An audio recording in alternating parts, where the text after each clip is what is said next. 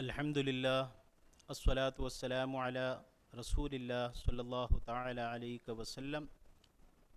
الحمد للہ کنز الایمان اکیڈمی کی جانب سے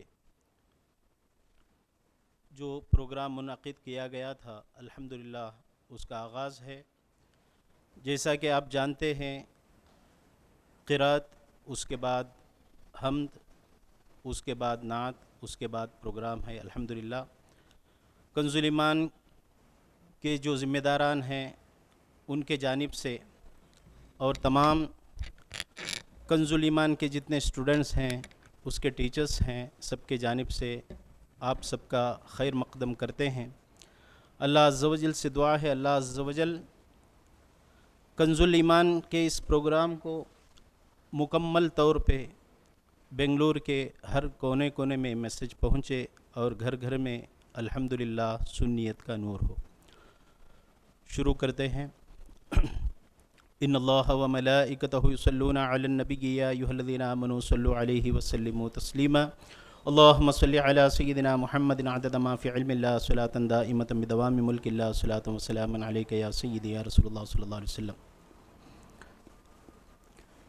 اعوذ باللہ من الشیطان الرجیم۔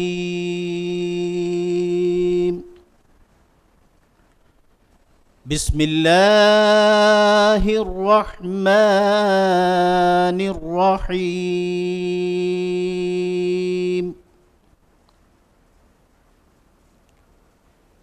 والتین والزیتون وطور سینین وهذا البلد الامین۔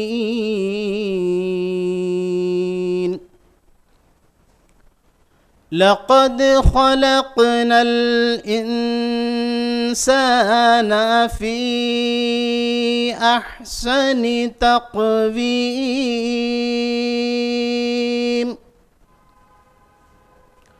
ثم رددناه اسفل سافلين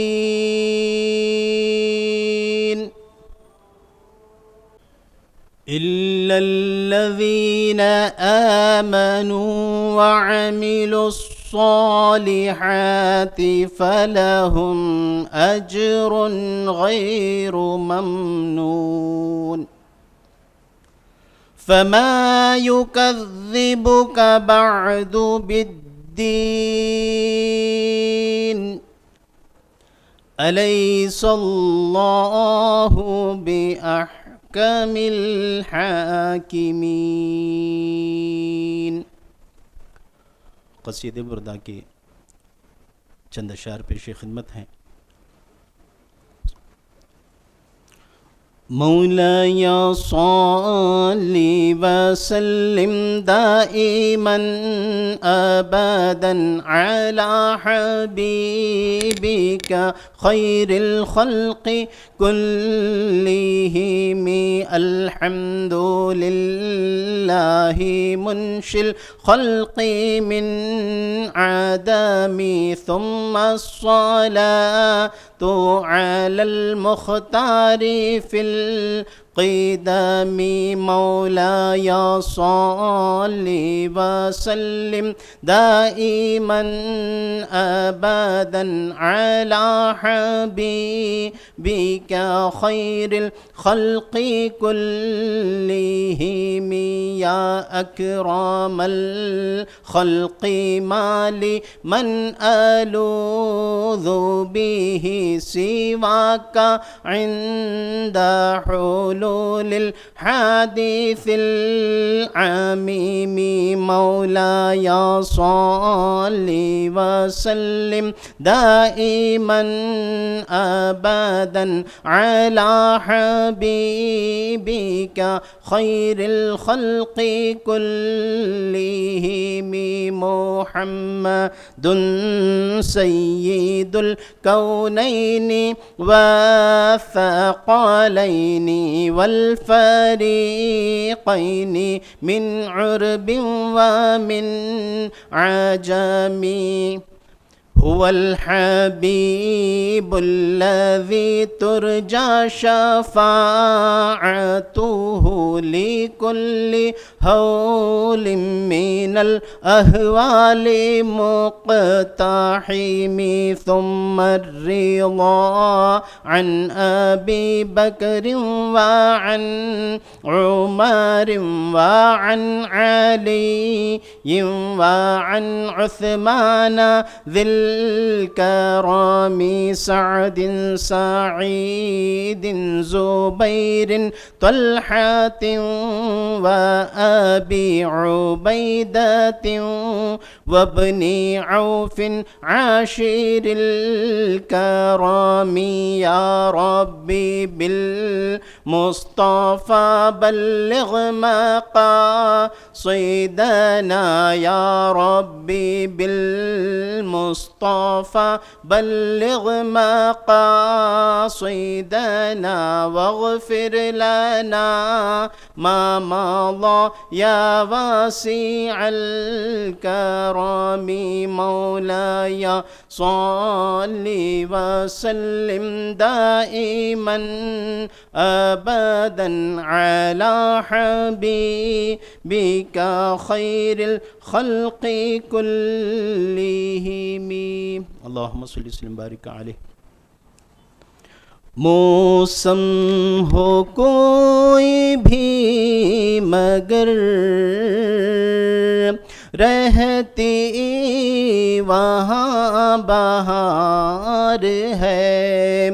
اللہ کے حبیب کا، اللہ کے حبیب کا کتنا حسین دیار ہے. موسم ہو کوئی بھی مگر رہتی وہاں بہار ہے. خلد بری کا تذکرہ، خلد بری کا تذکرہ چھیڑو نہ دوستو ابھی. میرے تصورات میں سرکار کا دیار ہے. میرے تصورات میں سرکار کا دیار ہے. ان کی زبان دل نشیں، ان کی زبان دل نشیں کس در جبا وقار ہے. دشمن کو بھی رسول کی باتوں کا اعتبار ہے. دشمن کو بھی رسول کی باتوں کا اعتبار ہے. اللہ کے حبیب کا، اللہ کے حبیب کا کتنا حسین دیار ہے. موسم ہو کوئی بھی مگر رہتی وہاں بہار ہے. جب سے تبسم عزیز، جب سے تبسم عزیز شہر مدینہ چھوٹ گیا. یہ جاں نشین ہر گھڑی اب کرب کا شکار ہے.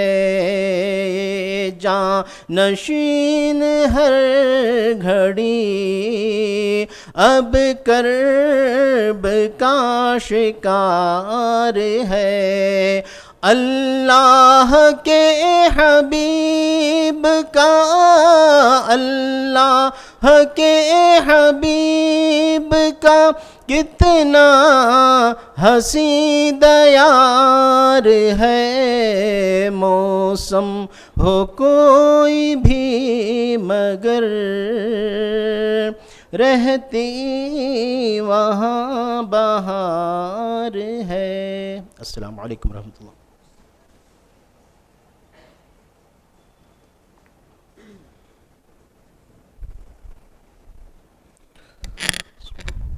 السلام علیکم ورحمۃ اللہ وبرکاتہ۔ الحمدللہ والصلاۃ والسلام علی رسول اللہ صلی اللہ تعالیٰ علیہ وسلم۔ معزز سامعات، ہم کنز الایمان اکیڈمی کی جانب سے اصلاحی عقائد کانفرنس میں آپ کا استقبال کرتے ہیں۔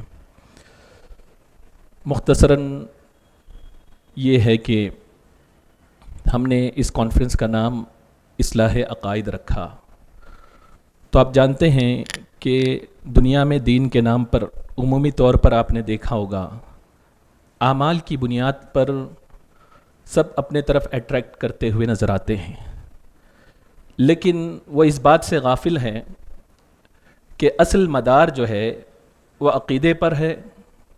بندے کا ایمان ہے تو عمل قابل قبول ہے، اور اگر ایمان ہی نہیں تو عمل رائگاں ہیں، ہبا منثورہ ہوگا۔ تو اس لیے عقائد یعنی بیس، اسلام کی بیس کو بنیاد بنا کر ہم نے اس کانفرنس کا نام اصلاح عقائد کانفرنس رکھا۔ یقیناً مدار نجات بھی جو ہے وہ عقائد ہی کی بنیاد پر ہوگی، جیسے کہ مشکوٰۃ شریف کی حدیث میں ہے، ایک شخص کا جنازہ لایا گیا، سرکار دو عالم صلی اللہ تعالیٰ علیہ وسلم نے جنازہ پڑھانا چاہا۔ حضرت عمر رضی اللہ تعالیٰ عنہ نے عرض کیا، یا رسول اللہ صلی اللہ علیہ وسلم لا تصلی علیہ یا رسول اللہ فإنہ رجل فاجر، یا رسول اللہ آپ اس کا جنازہ نہ پڑھائیں اس لیے کہ بدکار شخص ہے۔ سرکار دو عالم صلی اللہ علیہ وسلم لوگوں کی طرف متوجہ ہوئے اور ان سے پوچھا، اس میت کے بارے میں تم کچھ جانتے ہو؟ صحابہ نے عرض کیا، رسول اللہ صلی اللہ علیہ وسلم ہم نے انہیں جہاد کرتے ہوئے دیکھا ہے، آپ کی پیروی کرتے ہوئے دیکھا ہے۔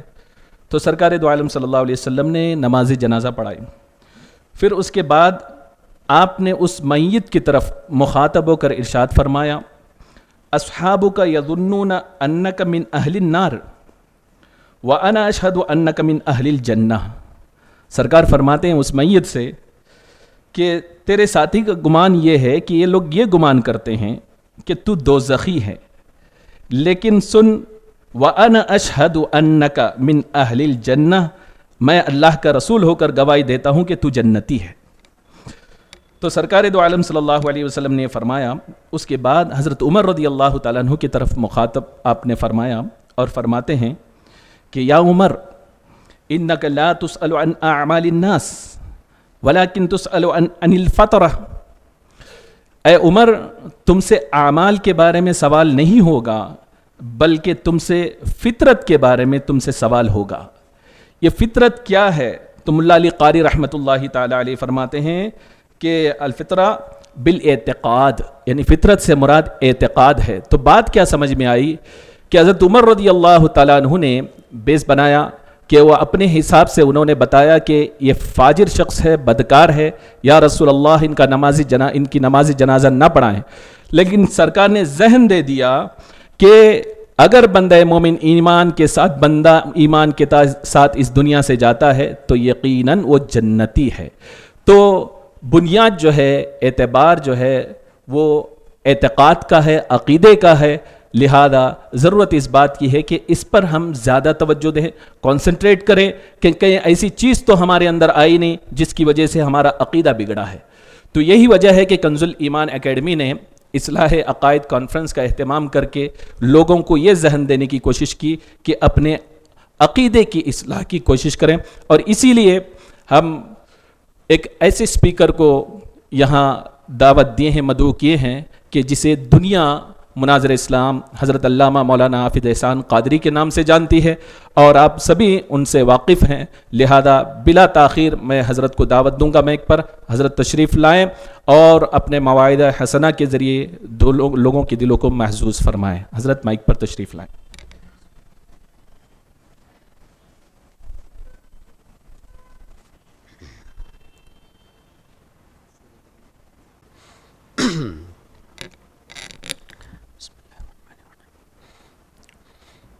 السلام علیکم ورحمۃ اللہ وبرکاتہ۔ نحمدہ ونصلی ونسلم علی رسولہ الکریم، اما بعد فاعوذ باللہ من الشیطان الرجیم، بسم اللہ الرحمن الرحیم۔ ان الدین عند اللہ الاسلام، قال النبی سیدنا محمد رسول اللہ صلی اللہ علیہ وسلم، المرء مع من احب، او کما قال علیہ الصلاۃ والسلام۔ غوث اعظم بمن بے سر و سامہ مدد، قبلہ دین مدد، کعبہ ایما مدد، یا صاحب الناہور کل ناصری، فی السمع والاعضاء وحسن الباصر، وبطول عمر لا بعمر قاصر، یا مجمع الخیرات عبد القادری رضی اللہ عنہما۔ معزز علماء کرام، یہاں موجود عالمات اور معزز بہنیں، الحمدللہ اللہ تعالیٰ کا شکر ہے کہ اللہ تعالیٰ نے ہم سب کو اللہ اور اس کے رسول صلی اللہ علیہ وسلم کے کلام سے کچھ باتیں سننے کا موقع عطا فرمایا، اور اس ضمن میں کنز الایمان اکیڈمی، ان کے تمام ممبران اور بالخصوص جو علماء اور آپائیں یہاں پڑھاتی ہے، ان سب کا مشکور ہوں کہ مجھے لب کشائی کے لیے یہاں موقع دیا گیا۔ اللہ تعالیٰ سے دعا ہے کہ اللہ تعالیٰ مجھے سرکار غوث اعظم کے صدقے میں حق کہنے کی توفیق عطا فرمائے، ہم سب کو اللہ تعالیٰ حق سن کر حق کو قبول کرنے کی اور اس پر عمل کرنے کی توفیق عطا فرمائے۔ یہ جو ہیڈنگ میں آپ دیکھ رہے ہیں کہ اللہ کے رسول صلی اللہ علیہ وسلم کے صحابہ اور اتحاد امت، صحابہ آف رسول کریم صلی اللہ علیہ وسلم اینڈ دا یونٹی آف امہ، اس ٹاپک کو اس وجہ سے لایا گیا کہ آج ہم جب ہمارے عقائد کو پیش کرتے ہیں تو بعض لوگ یونٹی کی بات کرتے ہیں، اتحاد کی بات کرتے ہیں، جس کا ہمیں کوئی انکار نہیں، ہم یقیناً متحد ہونے کے لیے تیار ہیں، لیکن بات دراصل یہ ہے کہ ہمیں آج یہ جاننا ہے کہ اختلاف پیدا کون کر رہا ہے۔ Are we doing it or the people who follow other than اہل السنہ، وہ لوگ اختلاف پیدا کر رہے ہیں؟ اس بات کو انشاءاللہ آج سمجھنے کی کوشش کریں گے، اور یقیناً آپ سبھی حضرات ان سب باتوں سے واقف ہوں گے، اس لیے کہ سب پڑھا لکھا طبقہ یہاں پر ہے، دینی تعلیم یافتہ ہے۔ چونکہ موقع دیا گیا ہے، اس لیے میری ایک ذمہ داری بنتی ہے کہ میں کچھ باتیں یہاں پر پیش کروں۔ سب سے پہلے ہم دیکھتے ہیں جس پر سب سے زیادہ اعتراض کیا جاتا ہے کہ کیا اللہ کے رسول صلی اللہ علیہ وسلم کو اللہ تعالیٰ نے غیب کا علم دیا؟ اور اس پر آپ جانتے ہیں، آپ میڈیا میں جائیں گے، گوگل سرچ بھی کریں گے، knowledge of the unseen type کریں گے تو سب سے زیادہ جوابات آپ کو یہی نظر آئیں گے کہ اللہ کے رسول صلی اللہ علیہ وسلم کو اللہ نے غیب کا علم نہیں دیا۔ یہی جوابات زیادہ تر آپ کو ملیں گے، اور کچھ دلیلیں وہ لوگ پیش کرتے ہیں جس کے بارے میں انشاءاللہ ہم آگے بتانے کی کوشش کریں گے۔ اسی لیے میں نے سب سے پہلے ہیڈنگ جو ڈالی ہے وہ بلیفس آف صحابہ آن علم الغیب، صحابہ کرام کا علم غیب پر کیا عقیدہ تھا، اس لیے کہ ہم سب کو ان عقائد پر چلنا ہے جو عقیدہ صحابہ کا تھا۔ تو صحابہ کے کیا عقائد تھے، اس پر ہمیں غور کرنے کی ضرور ہے۔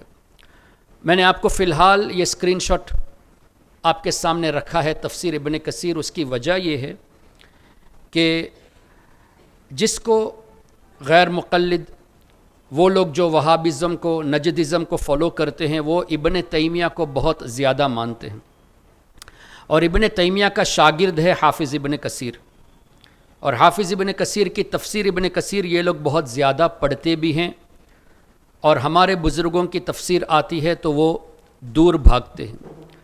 اس لیے میں نے یہ سوچا کہ زیادہ تر ہماری باتیں جو ہوگی اس کا ریفرنس دوسری کتابوں کے ساتھ ساتھ تفسیر ابن کثیر سے بھی ہوگا، تاکہ یہاں جو طالبات ہے اور ایسے لوگ جو دوسروں سے بات کرنے کی صلاحیت رکھتے ہیں وہ اپنے آپ کو اس حیثیت سے مضبوط کر لے کہ ہم سامنے والے کو جواب دیں گے تو انہی کی کتابوں سے جواب دیں گے جس کو وہ فالو کرتے ہیں۔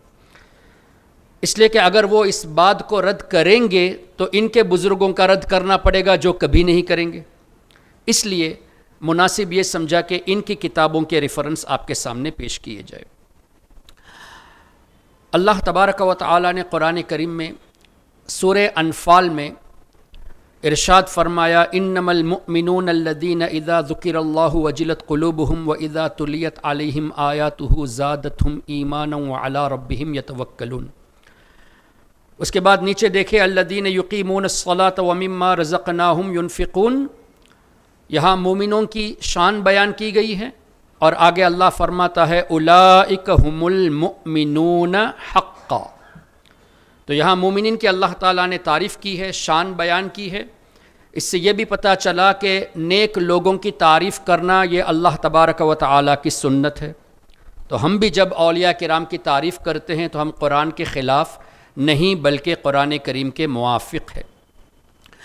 اس اسکرین شاٹ کے بعد جو آگے اسکرین شاٹ آتا ہے جو ہمارا فوکس ہے وہ یہ ہے، ایک صحابی نبی پاک صلی اللہ علیہ وسلم کی بارگاہ میں حاضر ہوئے، اور نبی پاک صلی اللہ علیہ وسلم نے ان سے پوچھا، ان کا نام تھا حضرت حارث بن مالک الانصاری رضی اللہ عنہ۔ نبی پاک صلی اللہ علیہ وسلم نے سوال فرمایا کیف اصبحت یا حارث، اے میرے غلام، اے میرے صحابی حارث، آپ نے کس طرح اپنے صبح کو کس طرح پایا، how did you find your day? تو صحابی رسول نبی پاک صلی اللہ علیہ وسلم کے سوال پر فرماتے ہیں یا رسول اللہ صلی اللہ علیہ وسلم اصبحت مؤمنا حقا، یا رسول اللہ میں نے اس حال میں صبح کی کہ میں ایک کامل مومن ہوں۔ صحابی رسول حضور علیہ الصلاۃ والسلام سے محو گفتگو ہیں، اور نبی پاک صلی اللہ علیہ وسلم کے سوال پر اس طرح جواب دیا یا رسول اللہ میں نے اس حال پر صبح کی کہ میں ایک کامل مومن ہوں، اصبحت مؤمنا حقا۔ اب نبی پاک صلی اللہ علیہ وسلم ارشاد فرماتے ہیں، یہ پوری حدیث کی سمری اس طرح ہے کہ انظر ما تقول، اے میرے غلام دیکھو تم کیا کہتے ہو، اپنے آپ کے بارے میں یہ کہتے ہو کہ میں کامل مومن ہوں۔ فَإِنَّ لِكُلِّ شَيْءٍ حَقِيقَةٌ، ہر شے کی ایک حقیقت ہوتی ہے۔ فَمَا حَقِيقَةُ إِيمَانِكَ، اے حارث تیرے ایمان کی حقیقت کیا ہے؟ تو حضرت حارث رضی اللہ عنہ ارشاد فرماتے ہیں یا رسول اللہ صلی اللہ علیہ وسلم میں نے اس دنیا سے اس طرح رغبت ہٹا دی، میں اللہ تبارک و تعالی کے فضل و کرم سے اس حال پر اب پہنچا ہوں کہ وَكَأَنِّي أَنظُرُ إِلَىٰ عَرْشِ رَبِّي بَارِزًا، کہ یا رسول اللہ صلی اللہ علیہ وسلم میری اس وقت یہ پوزیشن ہے کہ گویا میں اللہ کے عرش کو واضح طور سے دیکھ رہا ہوں، اللہ کا عرش میری نظر کے سامنے ہے، میں کلیئرلی دیکھ رہا ہوں، واضح طور سے دیکھ رہا ہوں۔ وَكَأَنِّي أَنظُرُ إِلَىٰ أَهْلِ الْجَنَّةِ يَتَزَاوَرُونَ فِيهَا، اور یا رسول اللہ صلی اللہ علیہ وسلم میں جنتیوں کو بھی دیکھ رہا ہوں۔ وَكَأَنِّي أَنظُرُ إِلَىٰ أَهْلِ النَّارِ يَتَضَاغُونَ فِيهَا، یا رسول اللہ جہنمیوں کی جو آواز جو شور ہے اس کو بھی میں سن رہا ہوں، او کما قال۔ اب میرا آپ سے سوال یہ ہے کہ صحابی رسول تو اس طرح فرماتے ہیں یا رسول اللہ صلی اللہ علیہ وسلم کہ میرے نظر کے سامنے اللہ کا عرش ہے، یعنی ہر چیز روشن ہے میرے سامنے. میں جنتیوں کو بھی دیکھ رہا ہوں، ان کی آواز، ان کی تسبیحات کو سن رہا ہوں، اور جہنمیوں کے شور کو بھی میں سن رہا ہوں. تو اب ذہن تو ہمارا یہ کہتا ہے، چونکہ ہمارے ذہنوں کو آج کل خراب کر دیا گیا ہے، کنفیوز کر دیا گیا ہے، تو لوگوں کا ذہن تو یہی کہے گا کہ یہ تو ممکن ہی نہیں ہے. کیوں؟ ابھی تک جنتی جنت میں گئے نہیں، جہنمی جہنم میں گئے نہیں. تو صحابی رسول ایسے کیسے کہہ سکتے ہیں کہ میں جنتیوں کو بھی دیکھ رہا ہوں اور جہنمیوں کو بھی دیکھ رہا ہوں، جبکہ وہ پہنچے ہی نہیں ہیں. یہ تو سب کو موت آنی ہے، ہر چیز کو فنا ہے. پھر اللہ تعالیٰ روز محشر سب کو اٹھائے گا، حساب کتاب ہوگا، نبی پاک صلی اللہ علیہ وسلم کی شفاعت ہوگی، ان کے بعد دیگر انبیاء کرام، شہداء، اولیاء، صلحاء، حفاظ شفاعت کریں گے، بچے شفاعت کریں گے، اس کے بعد جنتی جنت میں جائیں گے. لیکن ایڈوانس میں صحابی رسول یہ سب بتا رہے ہیں کہ یا رسول اللہ صلی اللہ علیہ وسلم میں دیکھ رہا ہوں. تو ہمارا ذہن تو یہ کہتا ہے کہ یہ ہونا چاہیے کہ اے صحابی تم جو بات کر رہے ہو وہ تو ابھی ہوا نہیں، تو اس طرح کی بات کیسے کر دی؟ لیکن نبی پاک صلی اللہ علیہ وسلم کے جواب پر قربان جائیے. وہ جواب دے کر یہ عقیدہ ہمیں بتا رہے ہیں کہ اللہ نے میرے غلاموں کو میرے صدقے میں ایسی طاقت دی ہے کہ جو قیامت کے بعد ہونے والا ہے اس کو ابھی سے دیکھ رہے ہیں، اور عرش کے نیچے جو جو چیزیں ہیں وہ بھی میرے غلاموں سے چھپی نہیں ہے. نبی پاک صلی اللہ علیہ وسلم نے فرمایا یا حارث عرفت، اے حارث تم نے پہچان لیا. فلزم ثلاثن، 3 مرتبہ فرمایا کہ اس پر مضبوطی سے قائم رہو. تو کیا پتہ چلا؟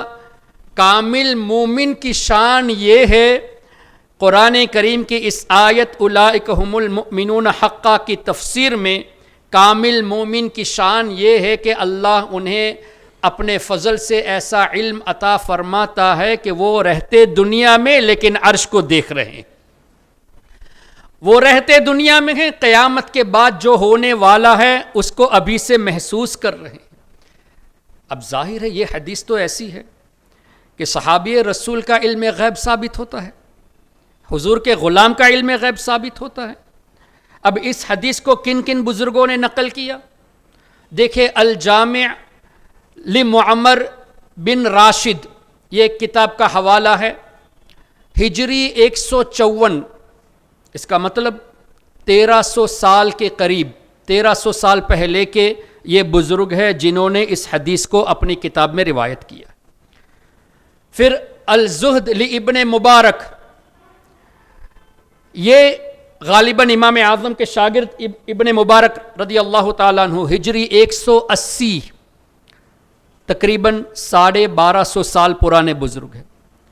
اور مصنف ابن ابی شیبہ ہجری 235، 1200 سال پہلے.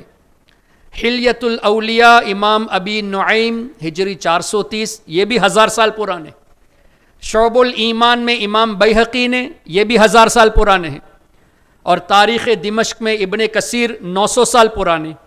اور امام قرطبی نے تفسیر القرطبی میں تقریباً 800 سال پرانے بزرگوں نے اس حدیث پاک کو اپنی کتابوں میں نقل فرمایا. اس کا مطلب ان تمام بزرگوں کا یہ عقیدہ تھا کہ اللہ نے صحابہ کرام کو بھی غیب کے علم سے نوازا ہے. اچھا، پھر یہ ہے انگلش ورژن تفسیر ابن کثیر کا. جو میں نے آپ کو پہلے اسکرین شاٹ دکھائی وہ تفسیر ابن کثیر سے عربک ورژن میں سے دیا گیا تھا، اور یہ انگلش ورژن ہے. چونکہ آج کل لوگ انگلش میں زیادہ پڑھتے ہیں، پڑھا لکھا طبقہ یہی چاہتا ہے کہ انگلش میں کتابیں ہوں. اب یہ بات عوام کے سامنے آ جائے گی کہ صحابی کو بھی اللہ نے ایسا علم عطا فرمایا کہ ایڈوانس میں جنت کو دیکھ رہے ہیں، جنتیوں کی آواز سن رہے ہیں، جہنمیوں کی آواز سن رہے ہیں، تو نبی کی تو شان بدرجے اولا ہے. تو اس سے تو حضور کی شان ثابت ہو جائے گی. جس کے یہ منکر ہے تو ان لوگوں نے کیا چوری کی؟ انگلش ورژن کی تفسیر ابن کثیر سے اس پوری حدیث کو اس آیت کریمہ کے تحت جو تھی انگلش ورژن سے سرے سے ہی ہٹا دیا ہے. اور کیا رکھا ہے؟ وہی اولئک هم المؤمنون حقا آیت کریمہ رکھی ہے. حدیث جو صحابی رسول کے تعلق سے تھی اس حدیث کو پورا ہٹا دیا ہے۔ اب دیکھیں، جو چیز یہ نہیں مانتے، یہ نہیں چاہتے کہ آپ بھی اس چیز کو مانیں، یہ کتنی بڑی شرارت ہے۔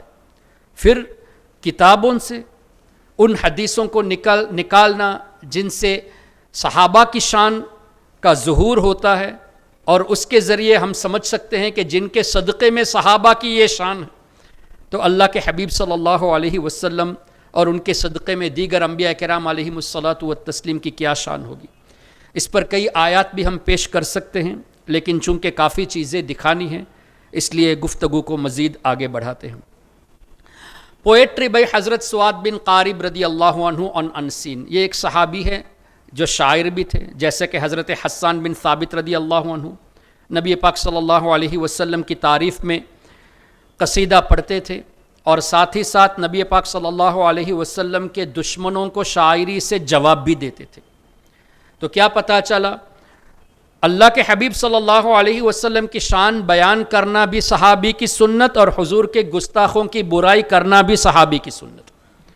اور یہ حدیث پاک بخاری شریف اور مسلم شریف میں ان چیزوں کو، یہ چیزیں آپ کو مل جائے گی، اس لیے کہ حضرت حسان کے بارے میں یہ آیا ہے، آپ سب جانتے ہیں کہ نبی پاک صلی اللہ علیہ وسلم نے ان کو اپنا ممبر عطا فرمایا، اور ممبر پر رہ کر انہوں نے سرکار علیہ الصلاۃ والسلام کی تعریف کی اور دشمنوں کی برائی کی، اور اللہ کے رسول نے دعا سے نوازا، اللہم ایدہ بروح القدس، اے اللہ جبریل امین کے ذریعے حسان کی مدد فرما۔ اس سے یہ بھی پتہ چلا کہ اللہ کی عطا سے اللہ کے فرشتے مدد کرتے ہیں، تبھی تو ایدہ بروح القدس، جبریل کے ذریعے مدد فرما، یہ بھی ہمیں اس بات سے پتہ چلا۔ خیر، حضرت سعد بن قارب رضی اللہ عنہ کی شاعری کیا ہے؟ یہ سورہ احقاف آیت نمبر 29، یہ بھی تفسیر ابن کثیر کا اسکرین شاٹ ہے، اور جو فوکس ہمارا ہے وہ یہ ہے۔ اب آپ اس میں دیکھیں چوتھی لائن میں، فَأَشْهَدُ أَنَّ اللَّهَ لَا شَيْءَ غَيْرُهُ وَأَنَّكَ مَأْمُونٌ عَلَى كُلِّ غَائِبٍ۔ صحابی رسول نبی پاک صلی اللہ علیہ وسلم کی بارگاہ میں فرماتے ہیں کہ میں گواہی دیتا ہوں کہ اللہ تبارک و تعالی کے علاوہ کوئی معبود نہیں، اور یا رسول اللہ وَأَنَّكَ مَأْمُونٌ، آپ کو اللہ تعالیٰ نے عطا کیا ہے، مامون کیا ہے، کس پر؟ علی کل غائب، ہر غیب اللہ نے آپ کو عطا کیا ہے۔ کل غائب کا لفظ لکھا ہے، اللہ نے آپ کو تمام غیب پر اطلاع دی ہے۔ یہ صحابی رسول کہتے ہیں، کن کے سامنے؟ ہمارے آقا کے سامنے مخاطب ہو کر، اس لیے کہ وَأَنَّكَ ہے، اے حبیب آپ کو اللہ تعالیٰ نے تمام غیب پر مامون فرمایا ہے۔ اب نبی پاک صلی اللہ علیہ وسلم کو اکارڈنگ ٹو دیئر آئیڈیالوجی یہ کہنا چاہیے تھا کہ اے میرے صحابی، ایسے الفاظ آپ نے کیسے بول دیے؟ غیب کا علم تو صرف اللہ کے پاس ہے، مجھے کیسے معلوم؟ جبکہ اللہ نے جو کلام مجھ پر نازل فرمایا اس میں تو یہ فرمایا وَعِندَهُ مَفَاتِحُ الْغَيْبِ لَا يَعْلَمُهَا إِلَّا هُوَ، غیب کی چابیاں اللہ کے پاس ہے اور اللہ کے سوا غیب کوئی نہیں جانتا، اور تم کہتے ہو کہ میں غیب جانتا ہوں، لیکن ہمارے آقا نے یہ تو نہیں فرمایا۔ کہیں بھی حدیث میں دکھا دے نبی پاک صلی اللہ علیہ وسلم نے رد فرمایا ہو؟ کیوں؟ اس لیے کہ حضور نے یہ عقیدہ صحابہ کو بتا دیا ہے کہ جہاں اللہ نے یہ فرمایا کہ اللہ کے سوا غیب کوئی نہیں جانتا، وہیں اللہ نے یہ بھی فرمایا ہے وَمَا كَانَ اللَّهُ لِيُطْلِعَكُمْ عَلَى الْغَيْبِ وَلَكِنَّ اللَّهَ يَجْتَبِي مِن رُّسُلِهِ مَن يَشَاءُ، اللہ عام لوگوں کو غیب کا علم نہیں دیتا مگر اپنے رسولوں کو عطا فرماتا ہے۔ یہ بھی تو قرآن کی آیت ہے۔ عالم الغیب، اللہ ہی عالم الغیب ہے۔ فَلَا يُظْهِرُ عَلَى غَيْبِهِ أَحَدًا، اپنے غیب پر کسی کو مطلع نہیں فرماتا، سیکرٹس کو ظاہر نہیں فرماتا، الا مگر من ارتضی من رسول، اپنے رسولوں میں سے جسے چاہے، یہ بھی تو اللہ ہی کا فرمان ہے۔ اچھا، تو اب غیب کی چابیاں اللہ کے پاس ہے، اس کا مطلب کیا ہوا؟ تو آپ کو جواب دینے کے لیے ایک بہت آسان سی بات، پہلے تو آپ ان سے یہ پوچھیں گے کہ یہ آیت تم پیش کرتے ہو کہ غیب کی چابیاں اللہ کے پاس ہے، تو پہلے یہ بتائیے اللہ سے کون سی چیز چھپی ہوئی ہے؟ اللہ کے لیے کوئی غیب ہے؟ کچھ بھی غیب نہیں ہے. عالم الغیب والشہادہ، اللہ نے فرمایا غیب کا عالم بھی اللہ ہے، اور جو ظاہر ہے موجود ہے اس کا عالم بھی اللہ ہے، لیکن اللہ کے لیے کوئی غیب ہے ہی نہیں. تو یہاں غیب کا مطلب کیا ہوگا؟ ہماری نظروں میں جو غیب ہے اسے اللہ جانتا ہے، یہ نہیں کہ اللہ کے لیے کوئی غیب ہے. اچھا، پھر سوال یہ پیدا ہوتا ہے کہ اگر اللہ کے لیے غیب ہے اور اللہ کو چابی کی کیوں ضرورت ہے بھائی؟ کیا جب اللہ چاہے تبھی غیب حاصل کر سکتا ہے ورنہ نہیں حاصل کر سکتا؟ ایسا نہیں ہے. یہاں چابی سے مراد آپ تفاسیر پڑھیں گے تو لکھا ہے کہ خزانے. تو اللہ تعالیٰ اپنے نیک بندوں کو وہ چابیاں عطا فرماتا ہے جب چاہے، جس کی تقدیر دیکھنا چاہے اللہ کی عطا سے وہ دیکھ سکتے ہیں. یہ نہیں کہ اللہ تعالیٰ کے لیے کوئی چیز غیب ہے، بلکہ مفہوم یہ ہوگا تفاسیر کی روشنی میں، اللہ تعالیٰ جسے چاہے اپنے خزانے عطا فرماتا ہے، غیب کی چابیاں عطا فرماتا ہے. تو قرآن کریم کو سمجھنے کے لیے ہم ڈائریکٹ کسی آیت کو لے کر بغیر تفسیر کے اور بغیر دوسری آیتوں کو پڑھے ہوئے فائنل نہیں کر سکتے. اگر ایسا کرنا ممکن ہوتا تو عربی قرآن کی تفسیر عربی میں نہ ہوتی اور عربی میں حدیث کی تفسیر عربی میں نہ ہوتی. اب نبی پاک صلی اللہ علیہ وسلم کے سامنے یہ صحابی حضرت سعد بن قارب رضی اللہ عنہ نے اس طرح کے الفاظ ارشاد فرمائے کہ اللہ نے آپ کو تمام غیب پر مامون فرمایا ہے. اس کا مطلب یہ ہے کہ اللہ نے جتنا غیب حضور کو دیا ہے وہ سب کا سب حضور جانتے ہیں. یہ نہیں کہ اللہ کے برابر. کیوں؟ اس لیے کہ اللہ تعالیٰ کے علم کی کوئی حد نہیں ہے، اور حضور علیہ الصلاۃ والسلام کے علم کی حد اللہ کے نزدیک ہے، ہمارے نزدیک حد نہیں ہے. اللہ نے ہمارے سامنے کوئی حد مقرر نہیں فرمایا. یہ روایت کن کن کتابوں میں آپ کو ملے گی؟ معجم ابی اعلیٰ ہجری 307، اس کا مطلب 1100 سال پہلے کے بزرگ ہے. اور الاحادیث الطوال للطبرانی، امام طبرانی ہجری 360 میں وفات فرمائے، یہ بھی 1100 سال پرانے بزرگ ہے. پھر دلائل النبوہ میں امام ابی نعیم ہجری 430، 1000 سال پرانے. معرفت الصحابہ یہ بھی ابو نعیم کی، اور تاریخ دمشق ابن عساکر کی ہجری 571. کیا مطلب؟ 900 سال پرانے بزرگ. تو اب دیکھیں ہمارا جو عقیدہ ہے یہ 1000 سال، 1100 سال، 1200 سال، 900 سال پرانے بزرگوں کا عقیدہ ہے. اور یہ بات حافظ ابن کثیر نے تفسیر ابن کثیر میں بھی لکھی ہے. لیکن اسی آیت کے تحت سورہ احقاف کی وَإِذْ صَرَفْنَا إِلَيْكَ نَفَرًا مِّنَ الْجِنِّ يَسْتَمِعُونَ الْقُرْآنَ، آپ انگلش ورژن دیکھیں گے تو صرف ترجمہ لکھا گیا ہے. اس کی تفسیر میں وہ جو اشعار حضرت سعد بن قارب رضی اللہ عنہ کے تھے ان اشعار کو سرے سے ہی ہٹا دیا ہے. کیوں؟ اس لیے کہ وہ نہیں مانتے کہ اللہ نے نبی کو غیب کا علم دیا ہے، جبکہ تمام صحابہ مانتے تھے، اور وہ نہیں چاہتے کہ ہم بھی اس بات کو مانیں. اب آپ کو یہ فیصلہ کرنا ہے کہ صحابہ کا عقیدہ تو علم غیب پر یہ تھا، تابعین کا بھی یہی تھا، تبع تابعین کا یہی تھا، اور یہ لوگ کہتے ہیں کہ اللہ نے نبیوں کو غیب کا علم نہیں دیا. تو اختلاف کس نے شروع کیا؟ انہی لوگوں نے شروع کیا. لیکن بدنام ہم اہل سنت کو کرتے ہیں کہ تم اختلاف کی باتیں کرتے ہو. اگر یہ لوگ اس طرح کا اختلاف پیش نہ کرتے تو ہمیں جواب دینے کی ضرورت ہی نہ پڑتی.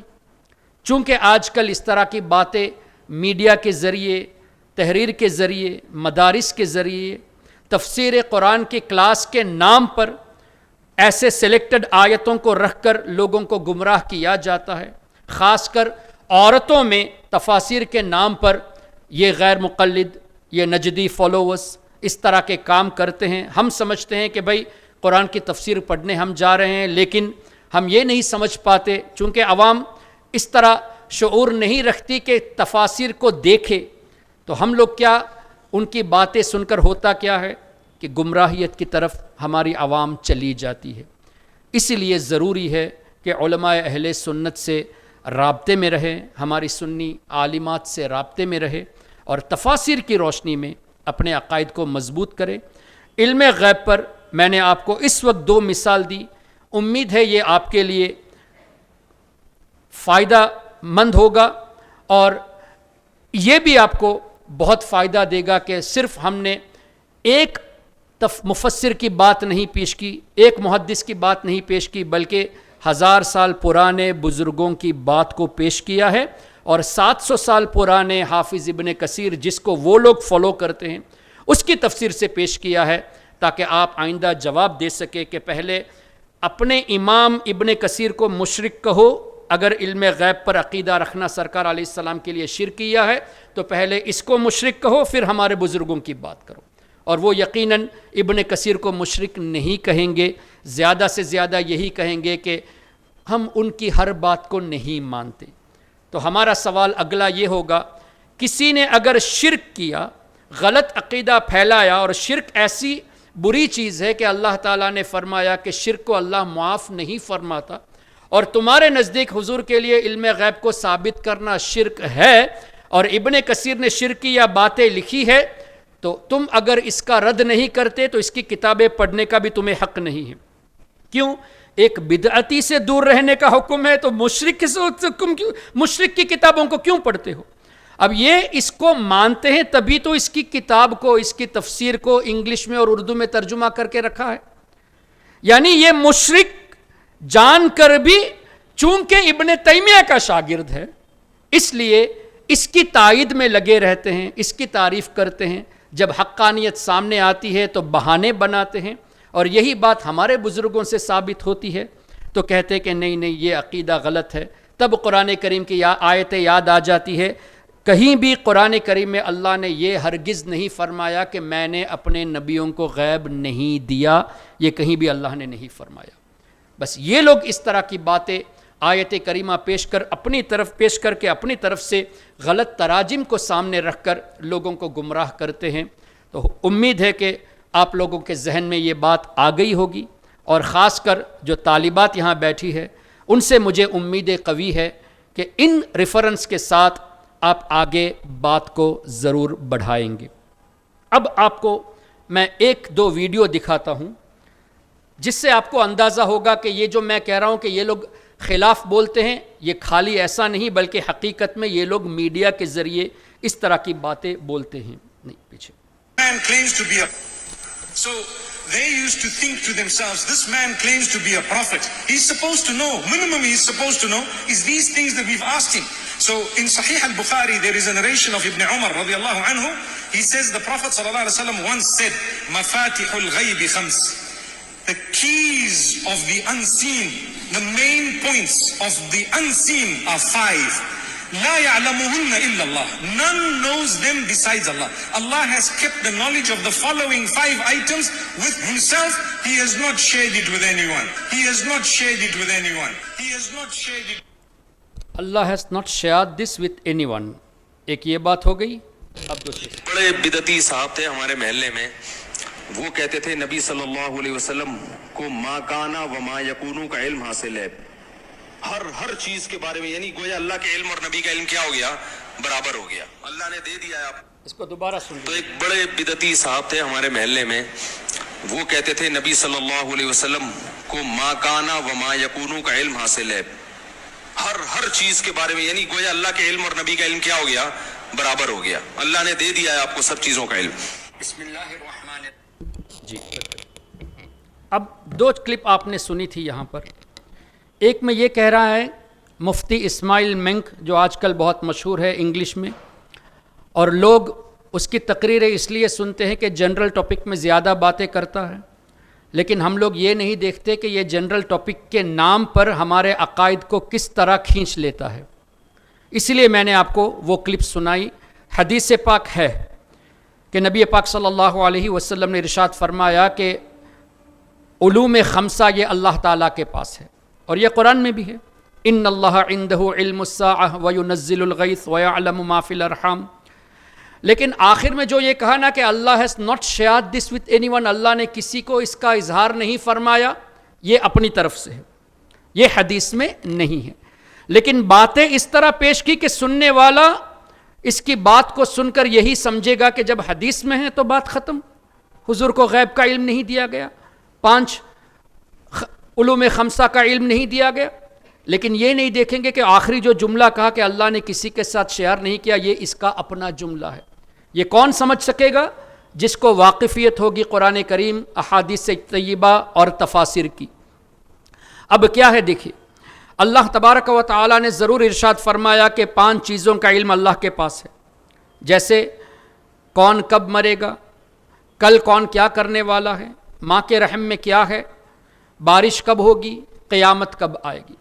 اس میں سے میں صرف ایک مثال آپ کے سامنے اب پیش کرتا ہوں تاکہ کلیئرٹی مل جائے، جبکہ 5 چیزوں پر ہمارے پاس دلائل موجود ہے، اور سیدی اعلیٰ حضرت امام احمد رضا رحمۃ اللہ علیہ نے الدولۃ المکیہ میں ان تمام باتوں کو حدیث کی روشنی میں ثابت کر دیا ہے۔ صرف ایک بات آپ کے سامنے، کون کب مرے گا، کہاں پر مرے گا، یہ اللہ جانتا ہے، لیکن اللہ نے قرآن کریم میں ارشاد فرمایا قل یتوفاکم ملک الموت الذی وکل بکم ثم الی ربکم ترجعون، جس کا مفہوم یہ کہ اللہ تعالیٰ نے ملک الموت کو روح قبض کرنے کے لیے مقرر فرمایا ہے۔ حضرت اسرائیل علیہ السلام روح قبض فرماتے ہیں۔ اب ایک ہی دن میں، بلکہ 1 گھنٹے میں نہیں، بلکہ 1 سیکنڈ میں کتنی موت واقع ہوتی ہے؟ ایک ریسرچ کے مطابق ہر سیکنڈ پہ 2 پیدائش ہوتی ہے اور 1 موت ہوتی ہے۔ زیادہ بھی ہو سکتا ہے، کم بھی ہو سکتا ہے، ہم کم مان لیتے ہیں 1، تو 1 منٹ میں 60 موت واقع ہوئی، تو 60 جگہوں سے ایک ہی سیکنڈ، ایک ہی منٹ میں روح قبض کرنے کی طاقت اللہ نے حضرت اسرائیل علیہ السلام کو دی ہے یا نہیں؟ اور موت صرف بنگلور میں تو نہیں ہوتی، کسی کی موت یہاں واقع ہوتی ہے تو کسی کی کسی اور کنٹری میں، کسی کی کسی اور شہر میں، تو ایک ہی منٹ میں الگ الگ جگہوں سے روح قبض کرنے کی قدرت اللہ نے ملک الموت کو عطا فرمایا۔ اگر کوئی اس کا انکار کرتا ہے تو قرآن کریم کا انکار ہوگا۔ کیوں؟ اللہ نے فرمایا کہ ہم نے ملک الموت کو مقرر فرمایا ہے موت دینے کے لیے۔ تو کیا پتہ چلا کہ آپ کو ماننا پڑے گا جب ملک الموت روح قبض کرتے ہیں تو دنیا میں جس علاقے میں موت واقع ہوتی ہے، ایک ہی وقت میں ملک الموت ان سبوں کی روح کو قبض کرنے پر قدرت رکھتے ہیں۔ اور کبھی ایسا بھی ہوتا ہے کہ اللہ نہ کرے زلزلہ آ گیا تو ہزاروں لوگوں کی موت ایک ہی ساتھ ہو جاتی ہے، تو ایک ہی ساتھ ہزاروں لوگوں کی روح قبض کرنے کی بھی قدرت اللہ نے دی ہے۔ اور ایسا بھی ہوتا ہے کہ اس زلزلے میں ہزاروں کی موت ہو گئی، 2 دن کے بعد کوئی زندہ نکلتا بھی ہے، تو ملک الموت کو معلوم ہے کہ کس کی روح نکالنا ہے، کس کی نہیں نکالنا ہے، ظاہر جس کی موت آنی ہے اسی کی روح نکالنا ہے۔ تو ملک الموت کو روح نکالنے کے لیے اس بات کی طاقت ہونی چاہیے، قدرت ہونی چاہیے کہ ایک ہی وقت میں زیادہ جگہوں سے روح قبض کرنے کی صلاحیت رکھتا ہو، اور جانکاری بھی رکھتا ہو کہ کس وقت کس کی موت آنی ہے۔ اب بظاہر یہ قرآن کریم کے خلاف ہے کہ اللہ نے فرمایا کہ اللہ ہی جانتا ہے کون کب مرے گا، لیکن ملک الموت کو معلوم ہے کب مرے گا، کہاں مرے گا۔ اور اس لیے بھی کہ قرآن کریم میں اللہ نے یہ بھی ارشاد فرمایا اذا جاء اجلہم لا یستأخرون ساعۃ ولا یستقدمون، جب موت کا وقت آ جاتا ہے تو ایک لمحہ پہلے بھی روح قبض نہیں ہوتی، ایک لمحے کے بعد بھی نہیں ہوتی، عین اسی وقت۔ تو ملک الموت کو روح قبض کرنے کے لیے یہ جاننا بھی ضروری ہے نا کہ کون کب مرنے والا ہے، کس ٹائم پر، کس منٹ پر، کس سیکنڈ پر، اور کہاں پر مرنے والا ہے۔ تو اب ملک الموت کی بات کرتے ہیں تو وہ لوگ تو کبھی اعتراض نہیں کیے کہ یہ کیسے ہو سکتا ہے، جب اللہ نے فرما دیا کہ اللہ کے سوا کوئی نہیں جانتا کہ کون کب اور کہاں مرے گا، تم ملک الموت کی بات کرتے ہو۔ اس کا کبھی انکار ان لوگوں نے نہیں کیا۔ لیکن جب انبیاء کرام کے خادم ہوتے ہیں نا فرشتے، خادم کی بات پر اعتراض نہیں، جب مخدوم ہمارے آقا صلی اللہ علیہ وسلم کی بات آتی ہے تو فوراً قرآن کریم کی اس آیت کو پیش کر دیتے ہیں۔ تو کیا پتہ چلا بغض ہے ان کو تو حضور علیہ الصلوۃ والسلام سے، حضور کی طاقت پر ان کو اعتراض ہے۔ اللہ نے حضور کو نوازا ہے، یہ اس بات کو ڈائجسٹ نہیں کر سکتے۔ اب کیا ہوگا قرآن کریم کی آیت کا مفہوم کہ اللہ نے فرمایا میرے پاس ہے، اللہ نے یہ تو نہیں فرمایا کہ میں نے کسی کو نہیں دیا یا نہیں دوں گا۔ یہ جھوٹے لوگ کہتے ہیں اللہ نے نہیں فرمایا کہ میں نے کسی کو نہیں دیا یا کسی کو نہیں دوں گا، یہ اپنی طرف سے کہتے ہیں۔ اچھا، دوسری بات یہ ہے، اب اس کو مانیں گے کیسے؟ اللہ تبارک و تعالی اپنے ذاتی طور سے سب جانتا ہے کہ کون کب مرے گا، کہاں مرے گا، اور اللہ کی دی ہوئی طاقت سے ملک الموت جانتے ہیں۔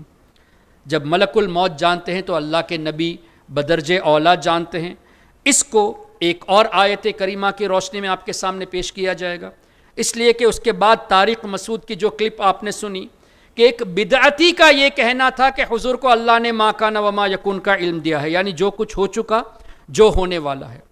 میرے پاس ایک اور پریزنٹیشن ہے جو انشاءاللہ آئندہ کبھی پیش کیا جائے گا، ابھی اس کی سمری بتا دیتا ہوں۔ اللہ تعالیٰ نے ارشاد فرمایا الرحمن علم القرآن خلق الانسان علمہ البیان۔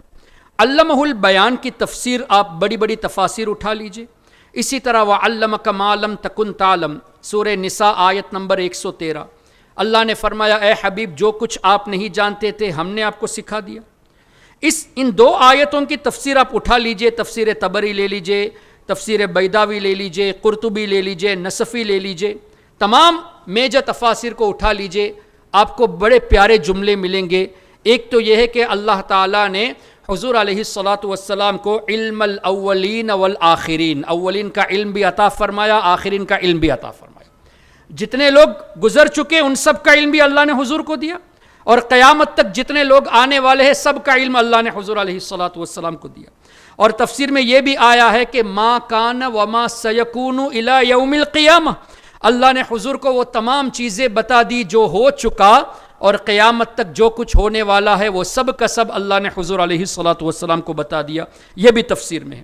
اور تفسیر میں یہ بھی ہے کہ ضمائر القلوب، ہمارے دلوں کے خطرات بھی اللہ تعالیٰ نے حضور علیہ الصلاۃ والسلام کو بتا دیا۔ تو ہمارے دل کے جو ارادے ہیں، ہم کیا سوچ رہے ہیں، سرکار علیہ الصلاۃ والسلام کی بارگاہ کی حاضری اللہ ہم سب کو نصیب فرمائے، با ادب حاضری نصیب فرمائے۔ تو سیدی تاج الشریعہ مفتی اختر رضا خان رحمۃ اللہ علیہ نے اپنے ایک کلام میں فرمایا نا کہ نبی پاک صلی اللہ علیہ وسلم کی بارگاہ کی حاضری ایسی ہے کہ وہاں زبان سے آپ کو کچھ عرض کرنے کی ضرورت نہیں، اس لیے کہ حضور علیہ الصلاۃ والسلام آپ کے دل کی کیفیت کو جان رہے ہیں۔ یہ اپنی طرف سے نہیں، تفسیر کی روشنی میں فرمایا، فرماتے ہیں چشم تر وہاں بہتی، دل کا مدعا کہتی، آہ با ادب رہتی، منہ میرا سل جاتا۔ یعنی مدینہ شریف میں حضور کی بارگاہ میں جب کھڑے ہو تو ہماری کیفیت ایسی ہو کہ چشم تر وہاں بہتی، آنسو بہتے رہے، اور یہ آنسو ہمارے دل کی کیفیت کو بیان کرے۔ یعنی حضور تو ہمارے دل کو جانتے ہی ہیں، ہم ان حالات کو آنسوؤں کے ذریعے ظاہر کرتے ہیں۔ آہ با ادب رہتی، روتے وقت آہ نکلتی ہے نا، وہ بھی نہیں نکلنی چاہیے، اس وقت آہ کو بھی با ادب رہنا ہے، اور منہ میرا سل جاتا، میں خاموش رہوں اور دلی دل میں حضور کی بارگاہ میں اپنی عرض پیش کروں، اس لیے کہ حضور علیہ الصلاۃ والسلام ضمائر القلوب کو جانتے ہیں، دلوں کے راز کو جانتے ہیں۔ اب طارق مسعود نے کیا کہا کہ ما کان وما یکون، حضور کے بارے میں عقیدہ رکھنا یہ بدعتیوں کا طریقہ ہے۔ ایک بدعتی نے یہ کہا تو اس کا مطلب امام قرطبی کو بدعتی کہا، جن کا وصال ہجری 671 میں ہوا، یعنی 800 سال پہلے کے بزرگ، امام طبری 1100 سال پہلے کے بزرگ، ان کو بدعتی کہا، اور دیگر مفسر ان کو بدعتی کہا۔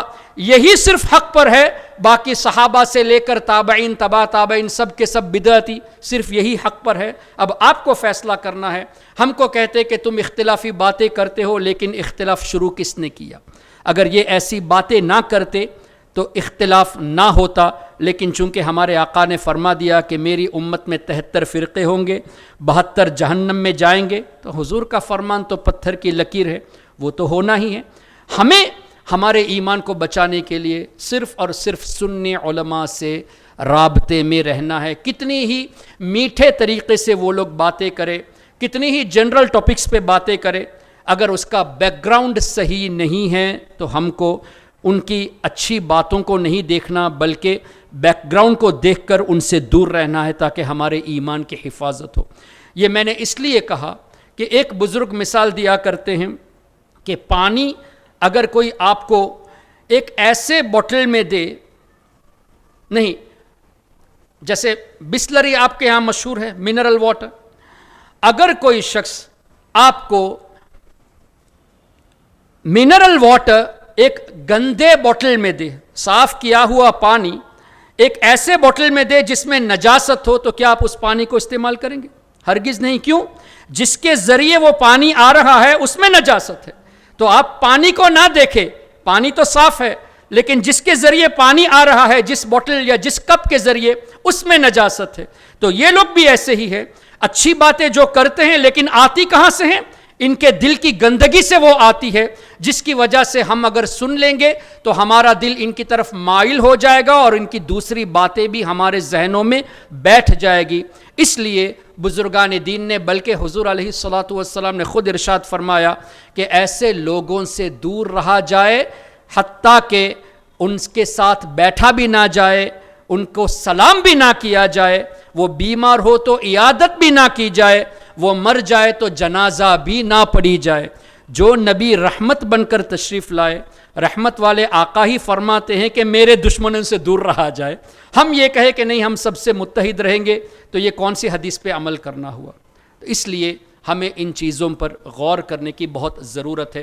آپ نے 2 کلپ سنی، دونوں نے قرآن کریم اور تفاسیر کو اور حدیث کو مسکوٹ کیا اور لوگوں کے سامنے اس طرح باتیں کر دی کہ اللہ نے کسی کو غیب کا علم دیا نہیں ہے، اور یہ بھی کہہ دیا کہ اس طرح کا عقیدہ رکھنا یہ بدعتیوں کا طریقہ ہے، جبکہ بدعتی خود ہے، اس لیے کہ بزرگوں کے طریقے سے ہٹ کر یہ باتیں پیش کرتے ہیں۔ اب سب سے زیادہ ٹاپک اس پر بھی چل رہا ہے کہ کیا دنیا سے پردہ کرنے کے بعد وہ میت، وہ ڈیسیزڈ سن سکتا ہے یا نہیں؟ اب اس پر بھی صحابہ کا عقیدہ ہم آپ کے سامنے پیش کریں گے۔ بلیفس آف صحابہ on the hearing and the speech of the deceased, صرف سننے کی بات نہیں، میت کا کلام کرنا بھی حدیث میں موجود ہے۔ یہ لوگ کہتے ہیں کہ سن نہیں سکتے، قرآن کریم کی آیت کو پیش کرتے ہیں، دراصل اس آیت کو مسکوٹ کرتے ہیں، اپنی طرف سے ترجمہ پیش کرتے ہیں۔ سورہ روم آیت نمبر 52، فَإِنَّكَ لَا تُسْمِعُ الْمَوْتَى، اس آیت کریمہ کے تحت یہ تفسیر ابن کثیر کا ریفرنس ہے۔ اس میں دیکھیں ہائی لائٹڈ جو پارٹ ہے ریڈ میں، اس میں 3 حدیثوں کو ہائی لائٹ کیا گیا ہے، جس میں سے میں آپ کو دوسری اور تیسری حدیث کو پیش کروں گا۔ حضرت ابن عباس رضی اللہ تعالیٰ عنہ سے مرفوعاً روایت ہے، ما من احد یمر بقبر اخیہ المسلم کان یعرفہ فی الدنیا فیسلم علیہ الا رد اللہ علیہ روحہ حتی یرد علیہ السلام، جس کا مفہوم یہ کہ کوئی بھی ایسا مسلمان نہیں جو اپنے مسلمان بھائی کی قبر پہ جائے جسے وہ پہچانتا تھا دنیاوی زندگی میں، اور اس کو جب سلام کرتا ہے تو وہ میت، وہ ڈیسیزڈ اس کے سلام کا جواب دیتا ہے۔ اب چونکہ دینی مدارس میں پڑھنے والے یہاں موجود ہیں، ماں اور اللہ جب آ جاتا ہے، ماں کے بعد اللہ تو وہ حصر کا معنی دیتا ہے، یعنی کنفرم کا، تو ما من احد، کوئی بھی ایسا نہیں جو کسی مسلمان کی قبر پہ جائے اور سلام کرے مگر وہ سلام کا جواب دیتا ہے، او کما قال۔ تو اس سے کیا پتا چلا کہ مسلمان دنیا سے جانے کے بعد اپنے مسلمان بھائی کے سلام کا جواب ضرور دیتا ہے۔ یہ حافظ ابن کثیر نے تفسیر ابن کثیر میں کون سی آیت کے تحت لکھا؟ اسی آیت جس کو پیش کر کے کہتے ہیں کہ مردہ نہیں سنتا، فَإِنَّكَ لَا تُسْمِعُ الْمَوْتَى، یعنی ابن کثیر سے زیادہ یہ اس آیت کو سمجھے ہیں۔ ابن کثیر اس آیت کے تحت ان حدیثوں کو لائے ہیں جس سے سماع موتا ثابت ہوتا ہے، لیکن یہ لوگ کہتے ہیں اسی آیت کو پیش کر کے کہ مردہ نہیں سنتے، اس آیت کو بھی مسکوٹ کرتے ہیں، اس لیے کہ اس آیت کو آپ پورا پڑھیں گے تو آپ کے لیے کلیئرٹی مل جائے گی کہ وہاں مردے مراد نہیں ہیں جو قبر میں مدفون ہیں، وہاں وہ لوگ مراد، ان کو مردہ کہا گیا جو ہمارے آقا صلی اللہ علیہ وسلم کی باتیں سن کر بھی ایمان نہ لائے، حضور کو دیکھ کر بھی ایمان نہ لائے، ان کو مردہ کہا گیا ہے۔ اور یہ بات ابن تیمیہ نے بھی لکھی ہے کہ یہاں مردوں سے مراد وہ کفار ہے جو نبی پاک صلی اللہ علیہ وسلم پر ایمان نہیں لاتے۔ تو اب ابن تیمیہ نے بھی لکھ دیا، ابن کثیر نے بھی لکھ دیا، لیکن ان کے فالوورز آج بھی یہ چرچا کرتے ہیں کہ میت سن نہیں سکتا، جبکہ یہاں حصر کے ساتھ ہے کہ وہ ضرور سلام کا جواب دیتا ہے۔ اب میں آپ سے پوچھوں کہ کئی لوگ الحمدللہ قبرستان ہم لوگ جاتے ہیں تو ہم سنت کے مطابق السلام علیکم یا اہل القبور، اے قبر والو تم سب پر سلامتی ہو، ایک تو یا کہہ کے پکارتے ہیں تمام قبر والوں کو یا اہل القبور، صرف یا رسول اللہ کہنا شرک ہے، لیکن یہ لوگ خود یا اہل القبور مردے کو پکارنے کے لیے تعلیم دیتے ہیں، اس لیے کہ حدیث میں تو وہ کہتے ہیں، باقاعدہ بورڈ بھی لکھا ہوا ہے کہ قبرستان جانے پر کیا دعا پڑھنی چاہیے، اور آگے کیا ہے، یغفر اللہ لنا ولکم، اللہ تعالی ہماری مغفرت فرمائے اور تم سب کی بھی مغفرت فرمائے۔ کس سے کہتے ہو؟ مردوں سے مخاطب، تم سب کی اللہ مغفرت فرمائے۔ یہ تو نہیں کہتے السلام علیہم، ان پر سلامتی ہو، یغفر اللہ لنا ولہم، اللہ ہماری بخشش فرمائے، ان کی بخشش فرمائے، نہیں، بلکہ ولکم، تمہاری بخشش فرمائے۔ اور آگے نسأل اللہ لنا ولکم، ہم ہمارے لیے اور تمہارے لیے اللہ کی بارگاہ میں عافیت طلب کرتے ہیں۔ وَإِنَّا إِن شَاءَ اللَّهُ بِكُمْ لَاحِقُونَ، انشاءاللہ بہت جلد ہم آپ سے آ کر ملیں گے۔ اس طرح مخاطب ہم قبر والوں سے ہو کر کرتے ہیں، جو کہ ہمارے آقا صلی اللہ علیہ وسلم نے ہمیں سکھایا۔ اچھا، اب دوسری حدیث کو دیکھیں، ما من رجل یزور قبر اخیہ ویجلس عندہ، کوئی بھی ایسا شخص نہیں جو اپنے بھائی کی قبر پر جائے اور اس کی قبر کے پاس بیٹھا رہے، الا مگر یہ کہ وہ مردہ سکون پاتا ہے۔ تو مردوں کا صرف سننا نہیں، سکون پانا بھی ثابت ہوا۔ حیات نہ ہو تو سکون کیسے پائے؟ حیات نہ ہو تو سنے کیسے؟ میں یہ عرض کر رہا تھا کہ ہم سلام کرتے ہیں، لیکن عام لوگ، ہم لوگ ان کے سلام ان کو کرتے تو ہیں، لیکن حدیث کی روشنی میں وہ جواب دیتے ہیں، لیکن ہم جواب سنتے نہیں ہیں۔ ہم اپنے کو زندہ کہتے ہیں، جن کو ہم مردہ کہتے ہیں ان کے سلام کو ہم نہیں سن سکتے، لیکن وہ مردہ کہلاتے ہوئے بھی ہمارے سلام کو سنتے ہیں، ان کے جواب کو ہم نہیں سنتے۔ تو طاقتور کون ہوا، ہم یا وہ؟ تو جس کو ہم مردہ کہتے ہیں ان کی طاقت ہم سے زیادہ ہے۔ اللہ اکبر۔ صرف اتنا ہی نہیں، جب تک وہ بیٹھا رہتا ہے، جب تک کھڑا نہ ہو، مردہ سکون بھی پاتا ہے۔ دیکھو یہ نبی پاک صلی اللہ علیہ وسلم کا فرمان، قال رسول اللہ صلی اللہ علیہ وسلم، کس نے روایت کی؟ سیدہ عائشہ صدیقہ رضی اللہ تعالیٰ عنہا نے روایت کی ہے۔ اب اس حدیث کو ابن کثیر نے تو لکھا ہے، اور کن کن لوگوں نے اس کو تحریر فرمایا؟ ابن ابی دنیا، ہجری 281، تقریباً 1200 سال پرانے۔ الاستذکار بائی ابن بر مالکی، مالکی مذہب کے بہت بڑے بزرگ، ہجری 463۔ امام غزالی رحمۃ اللہ علیہ، ہجری 505۔ امام قرطبی اپنے تذکرہ میں، ابن تیمیہ نے اپنی 3 کتابوں میں لکھا ہے، ایک الاقتداء الصراط المستقیم، دوسری کتاب منہاج السنہ، اور تیسری کتاب مجموع الفتاوی۔ ان تینوں کتابوں میں ابن تیمیہ نے اس حدیث کو نقل کیا ہے، اور یہ کہا ہے کہ زندوں کے اعمال مردوں کو پہنچائے جاتے ہیں۔ اچھا، امام جلال الدین سیوطی رحمۃ اللہ علیہ نے الحاوی میں، ملا علی قاری رحمۃ اللہ علیہ جن کی کتاب آپ مدرسے میں پڑھتے ہیں، مرقات مشکات شریف کی شرح، انہوں نے بھی ان روایتوں کو نقل فرمایا۔ لیکن تفسیر ابن کثیر کا انگلش ورژن آپ جب اٹھائیں گے تو آیت کریمہ موجود ہے، باقاعدہ انگلش میں اوپر سے لکھا ہے کہ the disbelievers are like the dead and blind، یعنی کفار کو کہا گیا ہے کہ انگلش میں ہیڈنگ تو لکھا ہے، لیکن ان حدیثوں کو سرے سے ہٹا دیا ہے، اس لیے کہ حدیث سے کلیئرٹی ملتی ہے کہ مردہ سنتا بھی ہے، سکون بھی پاتا ہے۔ چونکہ یہ لوگ اس کے منکر ہیں، یہ نہیں چاہتے کہ آپ بھی مانیں۔ اس ٹاپک پر کچھ احباب سے ہماری گفتگو آپ کے اسی بنگلور شہر میں ہوئی تھی۔ ایک فیملی تھی، بہت بڑی فیملی ہے، اس فیملی کی 2 عورتیں ہم سے بحث کرنے لگی ان باتوں پر کہ مردہ نہیں سن سکتا۔ تو ہم نے یہی کہا کہ آپ کے موبائل میں تفسیر ابن کثیر موجود ہے؟ کہاں ہے؟ تو دکھائیے۔ تو انگلش ورژن اٹھا کے دکھایا، تو میں نے ان کو عربی ورژن دکھائی کہ دیکھو عربی میں یہ حدیث ہے جو ابھی آپ کے سامنے پیش کی، اور آپ کے پاس جو انگلش ورژن ہے اسی آیت کے تحت وہ حدیث سے غائب ہے۔ تو آپ انگلش پہ ڈیپینڈ کر کے لوگوں کے عقیدے کو خراب کرتے ہیں، جبکہ جس کا ریفرنس آپ دیتے ہو انہوں نے ہی، ابن کثیر ہی نے عربی میں یہ لکھا ہے۔ تو اب آپ کیا کہیں گے؟ تو کہا کہ ہمیں اس کا علم نہیں ہے، ہم ہمارے اساتذہ سے پوچھ کر بتائیں گے، کہہ کے ان 2 عورتوں نے کہا۔ تو ہم نے کہا ٹھیک ہے، ضرور بتائیے، ہم آپ کے اساتذہ سے بات کرنا بھی پسند کریں گے اگر وہ لوگ تیار ہے تو۔ اس کے تقریباً 5-6 مہینے کے بعد میں دوبارہ جب بنگلور آیا کچھ عرصے کے بعد، تو ایک اور میٹنگ ہوئی۔ تو اس میٹنگ میں میں نے سب سے پہلے یہی بات پیش کی کہ آپ دونوں نے یہ کہا تھا کہ آپ کے اساتذہ سے پوچھ کر ہمیں جواب دیں گے، وہ جواب کہاں ہیں؟ تو اس وقت وہ جواب نہیں دے پائے، اس لیے کہ ان کے اساتذہ سے پوچھے نہیں ہوں گے، پوچھے ہوں گے تو بھی وہ ایسے ہی باتوں کو گما دیے ہوں گے، حقیقت تو نہیں بتاتے، یہ تو چھپانے والے ہیں، چوری تو یہ لوگ کرتے ہیں۔ پھر الحمدللہ اس گفتگو میں وہ جواب دوبارہ بھی نہیں دے پائے، لیکن اللہ تعالیٰ رحم فرمائے اتنے بضد تھے کہ قبول کرنے کو بھی تیار نہیں۔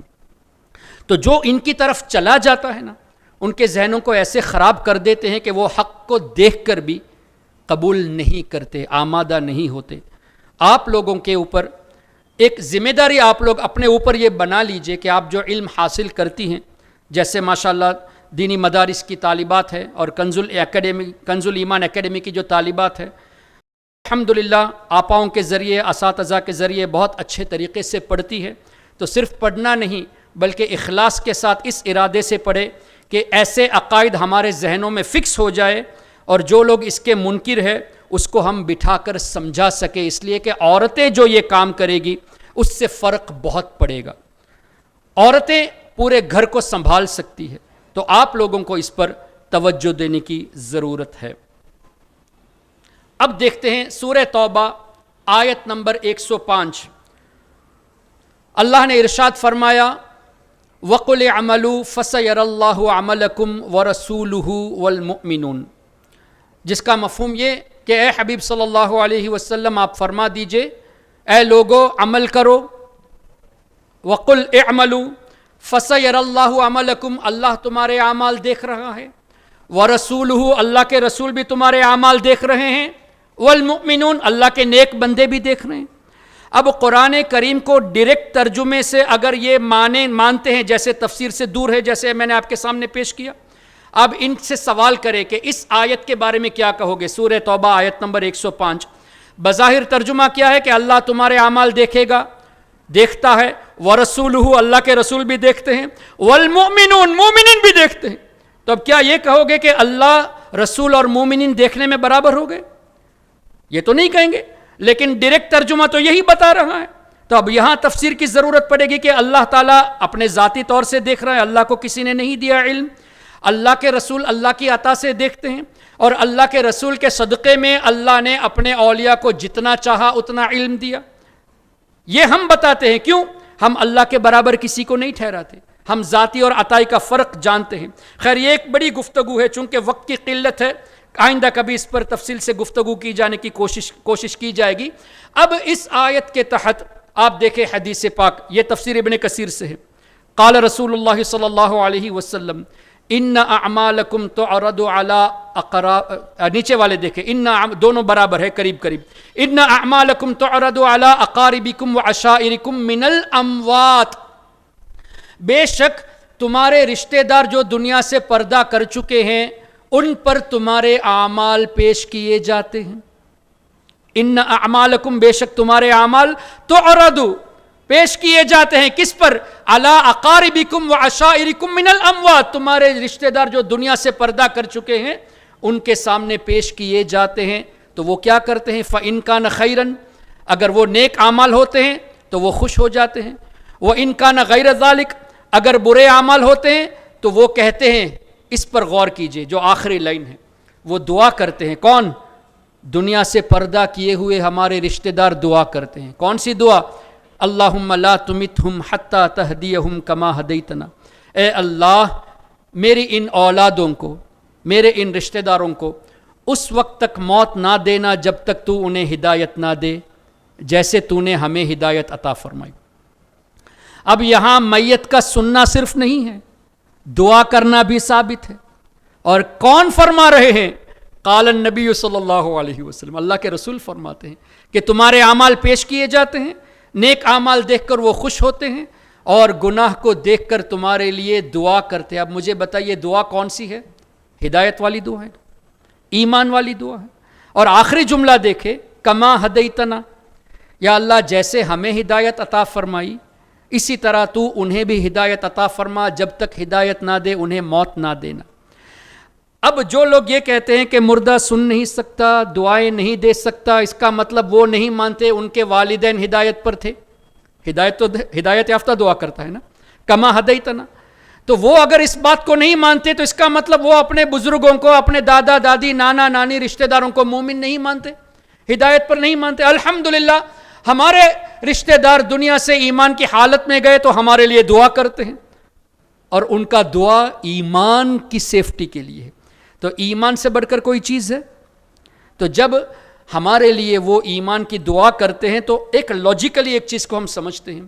ہم اگر قبرستان پہ جائے اور یہ کہے کہ اے دادا جان، اے نانی جان، آپ پر سلامتی ہو، حدیث کے خلاف ہے یا موافق ہے؟ موافق ہے. کیوں؟ السلام علیکم یا اہل القبور کہنے کا حکم ہے. ہم ان سے مخاطب ہو کر یہ بھی کہتے ہیں کہ اللہ ہماری بخشش فرمائے، تمہاری بھی بخشش فرمائے، ہمارے لیے عافیت، تمہارے لیے بھی عافیت، اور ہم تم سے آ کر ملیں گے. یہ کہنے کے بعد اگر ہم یہ کہیں کہ ہمارے آقا، آپ کے بھی آقا، ہمارے بھی آقا، ہم سب کے آقا صلی اللہ علیہ وسلم نے ارشاد فرمایا کہ آپ ہمارے اعمال کو دیکھتے ہیں، آپ پر پہنچایا جاتا ہے آپ تک، اور نیک اعمال کو دیکھ کر آپ خوش ہوتے ہیں اور ہمارے لیے دعائیں بھی کرتے ہیں، تو ہم آپ سے گزارش کرتے ہیں کہ ہمارے لیے اس دعا کو جاری رکھے. کیا یہ شرک ہوگا؟ اس لیے کہ سلام کرنے کا حکم بھی ہے. وہ سنتے ہیں، وہ بھی پتہ چل گیا. وہ سکون پاتے ہیں، یہ بھی حدیث سے پتہ چل گیا. وہ دعا کرتے ہیں، یہ بھی پتہ چل گیا. تو جب سب واضح ہیں تو ان سے ہم عرض کریں کہ آپ تو سنتے ہیں، اب دعا بھی کرتے ہیں، تو ہمارے لیے دعا کو جاری رکھے. یہ کیسے شرک ہوگا؟ تو جب والدین کی بارگاہ میں ایمان کی دعا، رشتہ دار کی بارگاہ میں ایمان کی دعا کی عرض کرنا یہ شرک نہیں ہے، تو غوث اعظم اور خواجہ غریب نواز اور دیگر اولیاء کی بارگاہ میں اپنی دنیاوی چیز مانگنا کیسے شرک ہو جائے گا؟ کہ آپ اللہ سے دعا کریں کہ ہمارے یہ حاجت پوری ہو جائے، ہماری فلاں پریشانیاں دور ہو جائے. یہ حدیث کے خلاف تو ہے ہی نہیں. تو کیسے یہ لوگ کہہ دیتے ہیں کہ تم لوگ شرک کرتے ہو، بزرگوں سے مدد مانگ کر، بزرگوں کی بارگاہ میں جا کر ان کا وسیلہ پیش کر کے تم حرام کرتے ہو؟ یہ کس طرح کہہ دیتے ہیں؟ اس کا مطلب کیا ہوا؟ وہ اپنے آپ کو عالم ضرور کہتے ہیں، مفتی اور شیخ الحدیث ضرور کہتے ہیں، لیکن ان حدیثوں کا علم ان کے پاس نہیں ہے، اور ہے تو چھپاتے ہیں. تو دین کو چھپانا یہ منافقت ہے، بہت بڑی خیانت ہے. تو یہ لوگ جو خیانت کرتے ہیں ان کے پاس ہم علم حاصل کرنے جائے ہی کیوں؟ ہمیں تو ہمارے علم ان لوگوں سے حاصل کرنا ہے جو حدیث کی روشنی میں یہ عقائد کو سامنے رکھے. اب ان روایتوں کو کن کن لوگوں نے نقل کیا کہ وہ دعائیں بھی کرتے ہیں؟ امام احمد ابن حنبل رضی اللہ تعالیٰ عنہ، 4 امام میں سے ایک امام، ہجری 241. السنہ لعبداللہ بن احمد، امام احمد کے صاحبزادے نے بھی اس حدیث کو نقل کیا، ہجری 290. اور امام طبرانی نے معجم الاوسط میں، اور اثبات عند الممات ابن جوزی، یہ بہت بڑے بزرگ تھے، انہوں نے بھی اپنی کتاب میں نقل فرمایا. اور اسی طرح امام ابن حجر عسقلانی نے اپنی کتاب اتحاف المحرہ میں، اور امام جلال الدین سیوطی نے الحاوی میں ان حدیثوں کو نقل فرمایا. اس کا مطلب کیا ہوا؟ ہجری 200 سے لے کر اب تک بزرگوں کا یہ عقیدہ تھا کہ نہ صرف میت سنتا ہے اور سکون پاتا ہے بلکہ دعائیں بھی کرتا ہے. تو کلام بھی ثابت ہو گیا، سننا بھی ثابت ہو گیا. اور یہ ابن کثیر میں نے اسکرین شاٹ دکھائی، یہ تو ایکسٹرا ریفرنس ہے. اگر آپ انگلش ورژن دیکھیں گے، اعملوا فسیر اللہ عملکم ورسولہ والمؤمنون، صرف ترجمہ دیا ہے، پوری حدیث کو ہٹا دیا ہے. اس لیے کہ یہ حدیث انگلش میں لوگ پڑھیں گے تو ماننا پڑے گا کہ جب ماں باپ کی قبر میں جا کے دعا کی التجا کی جا سکتی ہے، وہ سنتے ہیں، وہ دعائیں کرتے ہیں، تو اللہ کے اولیاء تو بدرجہ اولا سنتے ہیں، پھر اللہ کے رسول صلی اللہ علیہ وسلم کی تو شان ہی کیا ہے. اور یہ ان سب کو شرک کہتے ہیں. اب فیصلہ آپ کو کرنا ہے کہ لوگوں کو گمراہ کون کرتا ہے، اب کس طرح گمراہ کرتے ہیں. اب 1-2 ویڈیو آپ سن لیجئے اس کے تعلق سے. یہ انگلش میں ہے.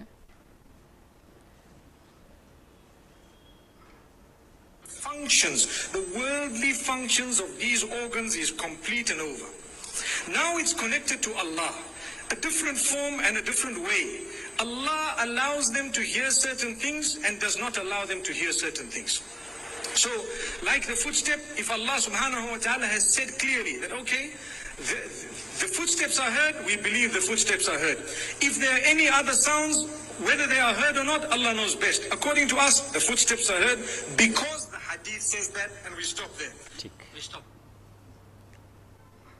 संत और बाकी बाबा लोगों को छोड़ो। नहीं, दूसरा ये वाला ठीक है। فإنك لا تسمع الموتى ولا تسمع الصم الدعاء إذا ولوا مدبرين. بے شک آپ مردوں کو نہیں سنا سکتے، قرآن کا فیصلہ ہے. بے شک آپ مردوں کو نہیں سنا سکتے اور نہ بہروں کو اپنی آواز سنا سکتے ہیں جب وہ دیکھیں، یہ کہتا ہے کہ قرآن کا فیصلہ ہے، آپ مردوں کو نہیں سنا سکتے. توصیف الرحمان. اور مفتی منک نے کہا کہ حدیث میں یہ آیا ہے، ہم مانتے ہیں کیا کہ جب میت کو دفن کر کے لوگ چلتے ہیں تو قدموں کی آہٹ کو، جوتیوں کی آہٹ کو مردہ سنتا ہے. اتنا ہے تو ہم اس کو مانتے ہیں، اس سے آگے ہمیں نہیں پتہ. اب ورلڈ فیمس اسکالر کہلاتا ہے، 30-40 لاکھ لوگ اس کے فالوورس ہیں. اتنا بڑا فیمس یہ اپنے آپ کو کہتا ہے، ظاہر فیمس ہو گیا ہے، لیکن اتنا بڑا اسکالر اس کے نام کے ساتھ لگا ہوا ہے مفتی کہہ کے، اور یہ کہتا ہے کہ حدیث میں ایسا ہم نے نہیں دیکھا. اس کا مطلب تفسیر نہیں پڑھی، تو کہاں سے مفتی بن گیا؟ اور وہ بھی ابن کثیر میں، جس کو یہ لوگ مانتے ہیں، جس کا ریفرنس دیتے ہیں، اور ابن تیمیہ جس کا ریفرنس دیتے ہیں اور کہتے ہیں کہ حدیث میں نہیں ہے. تو اس کا مطلب کیا ہوا کہ یہ جانتے ضرور ہے، لیکن چونکہ یہ ماننے کو تیار نہیں، اس لیے نہیں چاہتے کہ آپ مانیں. تبھی عوام کے سامنے کیسے کہا کہ وہ قدموں کی آہٹ والی تو ہے حدیث میں، تو ہم مانتے، اس کے علاوہ ہم کو نہیں معلوم. یہ اس لیے مانتے کہ حدیث میں، ارے دوسری بھی تو حدیث ہی میں ہے، وہ بھی تو قال رسول اللہ صلی اللہ علیہ وسلم تھا. اور امام احمد ابن حنبل کی بات سنے یا تمہاری بات کو سنے، امام قرطبی کی بات کو سنے یا تمہاری بات کو سنے. اور توصیف الرحمان نے کیا کہا کہ قرآن کا فیصلہ ہے، مردے نہیں سنتے، جبکہ آپ نے تفسیر میں انگلش میں بھی دیکھ لیا کہ وہاں ڈیڈ سے مراد کفار ہے، ڈس بلیورس، ان کو مردہ کہا گیا ہے. اور اس آیت کے تحت بڑے بڑے مفسرون نے سننے والی حدیث کو لکھی ہے. تو توصیف الرحمان نے بھی تفسیر نہیں پڑھی اور لوگوں کے سامنے بیان کرتے ہیں، میڈیا پہ آ کر لوگوں کے عقائد کو خراب کرتے ہیں. اس طرح ان لوگوں نے کئی لوگوں کو گمراہ کیا ہے، آج بھی کرتے جا رہے ہیں. ذمہ داری آپ اپنے اوپر لے لے کہ جتنا آپ سے ہو سکے آپ لوگوں کی اصلاح کرنے کی کوشش کریں گے. وقت بہت تیزی سے گزر چکا، 10 منٹ باقی ہے. تھوڑا سکپ کر کے میں آگے والا بلیفز آپ کو بتاتا ہوں کہ صحابہ کرام کا کیا عقیدہ تھا انبیاء کرام علیہم الصلاۃ والتسلیم کی حیات کے بارے میں. ہم نے موت کا انکار نہیں کیا. اللہ کے وعدے کے مطابق سب کو موت کا مزہ چکھنا ہے، کل نفس ذائقۃ الموت، لیکن موت کی ڈیفینیشن کو لوگوں نے سمجھا نہیں ہے. دیکھیے آیت میں کیا ہے، ہر نفس کو موت کا مزہ چکھنا ہے.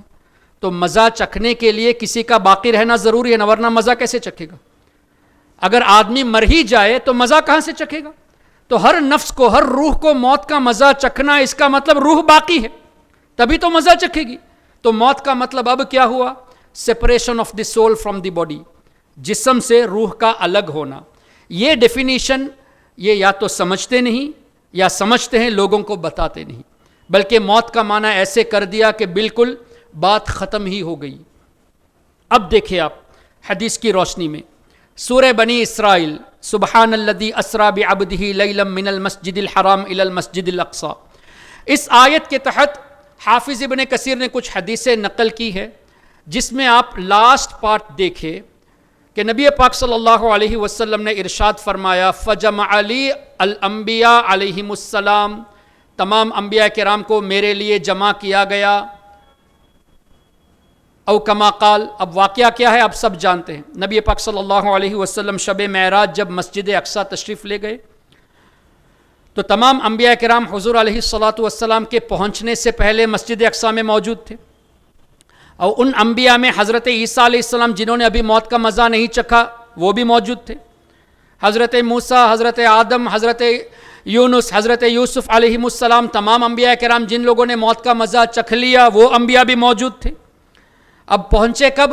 ہمارے نبی کے جانے کے بعد یا جانے سے پہلے؟ پہلے پہنچ گئے. تو اس کا مطلب وہ اپنی قبروں میں موت کا مزہ چکھنے کے بعد حیات ہیں اور جانتے بھی ہیں کہ حضور آنے والے ہیں، تبھی تو ہمارے آقا کو ویلکم کرنے کے لیے پہنچے سب.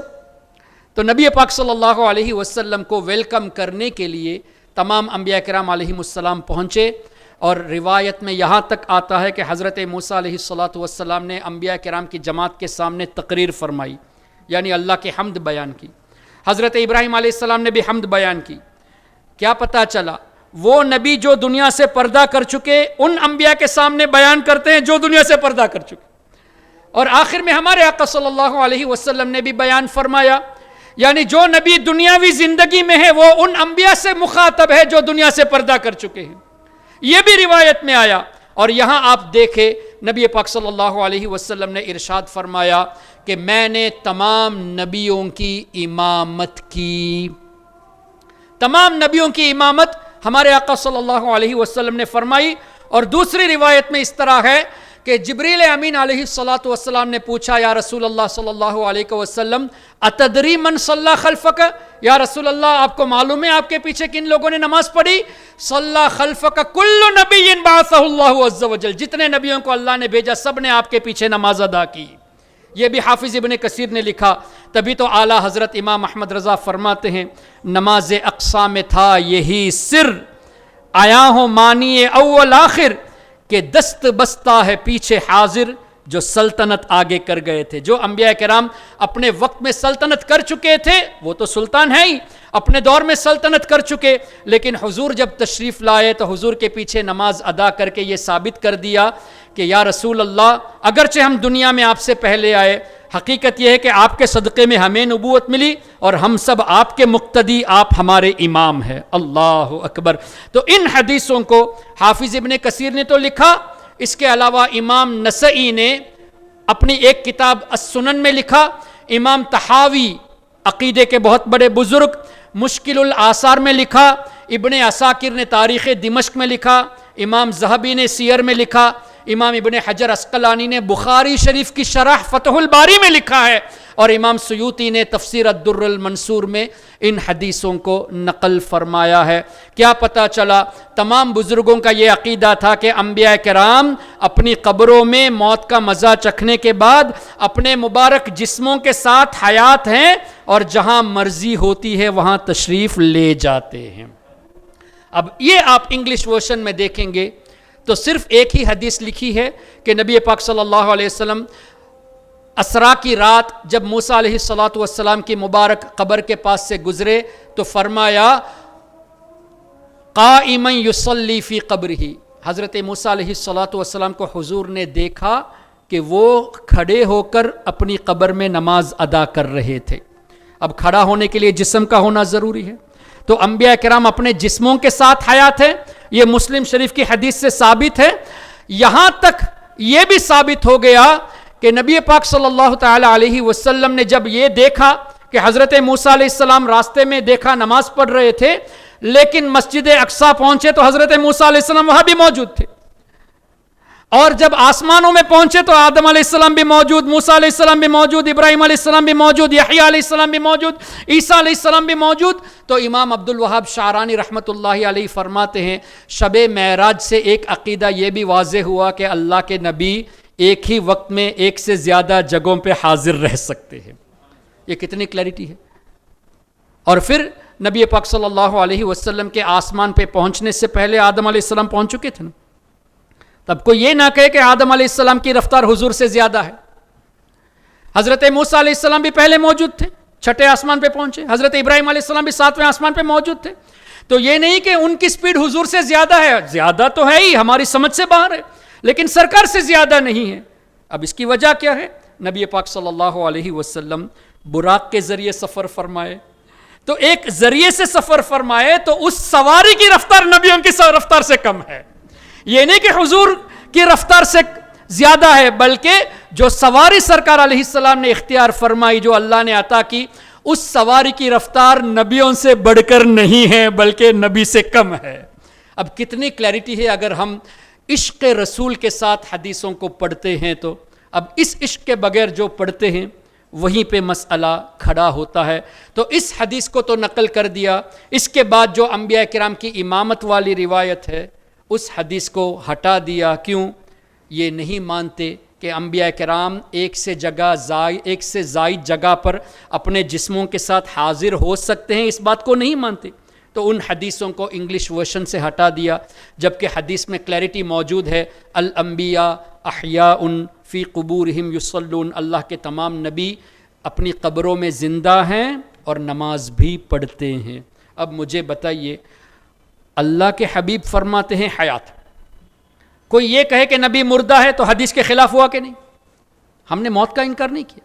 آپ لفظ مردہ کیوں کہتے ہو؟ آپ یہ کہو دنیا سے پردہ کر چکے، آپ یہ کہو کہ ٹیمپرری ورلڈ سے پرماننٹ ورلڈ کی طرف تشریف لے گئے، آپ مردے کا لفظ کیوں استعمال کرتے ہو؟ یہ مردے کا لفظ استعمال کرنا قرآن کے خلاف ہے۔ کیوں؟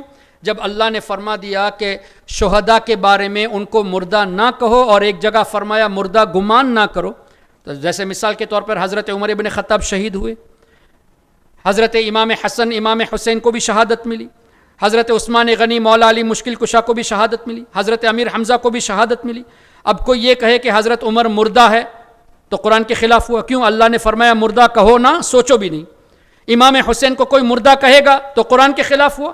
ہم موت کا انکار نہیں کرتے، لیکن لفظ مردہ کہنا اللہ نے منع فرمایا ہے، جبکہ وہ دنیا سے پردہ کر چکے، نماز جنازہ ادا کی گئی، وہ اپنی قبروں میں آرام فرما رہے ہیں۔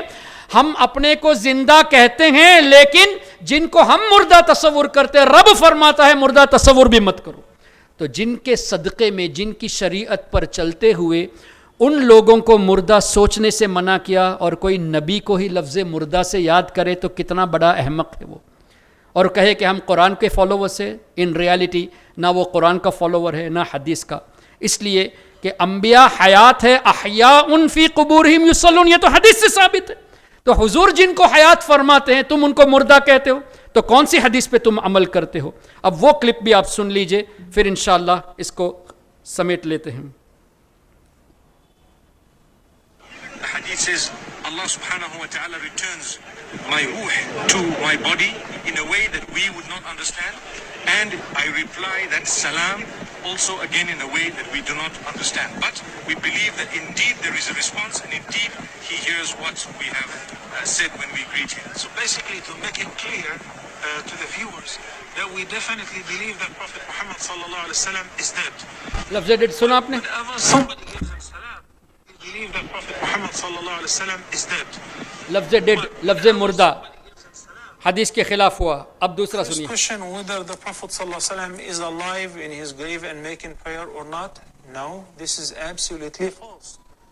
The first question, whether the Prophet ﷺ is alive in his grave and making prayer or not? No, this is absolutely false. The Prophet ﷺ was told in the Quran, إِنَّكَ مَيِّتٌ وَإِنَّهُمْ مَيِّتُونَ. Certainly you will die and they too will die. آگے والا۔ چھوڑو سنت اور باقی بابالوں کو چھوڑو، محمد صلی اللہ علیہ وسلم کو بھی ماننا ہمارے لیے حرام ہے۔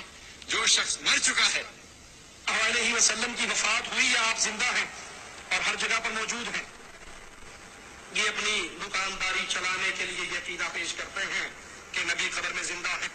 اللہ کے نبی مر گئے، اللہ کے نبی مر گئے، قبر اللہ کے نبی بولو، اور جو یہ عقیدہ نہ رکھے وہ کافر ہے۔ اللہ کے نبی مر گئے اور انبیاء کو حیات کہنا یہ فالس عقیدہ ہے، جھوٹا عقیدہ ہے، جو انگلش میں آپ نے سنا۔ اور دوسرا یہ کہ جو یہ عقیدہ رکھتے ہیں کہ اللہ کے نبی ہر جگہ موجود ہے، ہم نے یہ عقیدہ رکھا ہی کب؟ ہمارا عقیدہ یہ ہے کہ اللہ کے نبی اپنی قبر میں اپنے مبارک جسم کے ساتھ حیات ہیں، جہاں ان کی مرضی ہوتی ہے وہاں تشریف لے جاتے ہیں، اور پوری کائنات کو اللہ کی عطا سے دیکھ رہے ہیں۔ اور دوسرا انگلش میں یہ کہا کہ we certainly believe that the prophet is dead. اب دیکھو کتنے غلط طریقے سے ایسے الفاظ استعمال کیے جس کے بارے میں رب نے فرمایا کہ مت کہو، حضور کے غلاموں کو نہ کہو، یہ حضور کو کہتے ہیں ڈیڈ۔ اور آخر میں معراج ربا نے تو یہ کہا کہ مر گئے، اور دوسروں سے کہلوایا، انہوں نے بھی کہا پھر مر گئے۔ تو لفظ مر گئے یہ قرآن کے خلاف ہے۔ اچھا، جو یہ کہا کہ حضور علیہ الصلوۃ والسلام زندہ یہ رکھے عقیدہ، وہ جھوٹا ہے، فالس عقیدہ ہے۔ تو حضور نے خود فرمایا انبیاء احیاء فی قبورہم، انبیاء کرام حیات ہے، تو حضور کو جھوٹا کہہ رہے پھر۔ اور آیت کریمہ انک میت، ہم مانتے ہیں آپ کو بھی موت آنی ہے، موت کا تو انکار کیا ہی نہیں، لیکن حیات النبی پر کس طرح غلط باتیں پیش کر کے لوگوں کے زبانوں سے نکالتے کہ تم بھی مانو کہ نبی مر گئے, the prophet is dead, which is against the Quran, which is against the hadith. تو اس طرح کے الفاظ یہ استعمال کر کے ہمارے نوجوان نسل کو گمراہ کرتے ہیں. آپ سب کی ذمہ داری ہے کہ اپنے ایمان کی حفاظت کریں. ان نوٹس کو آپ سنبھال کے رکھیں, آپ کو ضرورت ہو تو یہ آپ کو پیش بھی کیا جائے گا. آپ ضرور اس طرح کے حوالے جمع کیجئے, اپنی طرف سے بھی کوشش کیجئے, جو تیار شدہ ریفرنس ہے اس کو ویریفائی بھی کر لیجئے, چیک بھی کر لیجئے, اور دوسروں کے ایمان کو بچانے کی کوشش کرے. اسی مقصد کے تحت الحمدللہ آپ کے اس بنگلور شہر میں کنز الایمان اکیڈمی کی شروعات کی گئی, اس لیے کہ جہاں پڑھا لکھا طبقہ زیادہ ہے, جہاں انٹلیکچوئلس ہے, جہاں پہ صحیح عقیدہ ہمارے لوگ کی طرف سے پہنچ نہیں پاتا. کیوں؟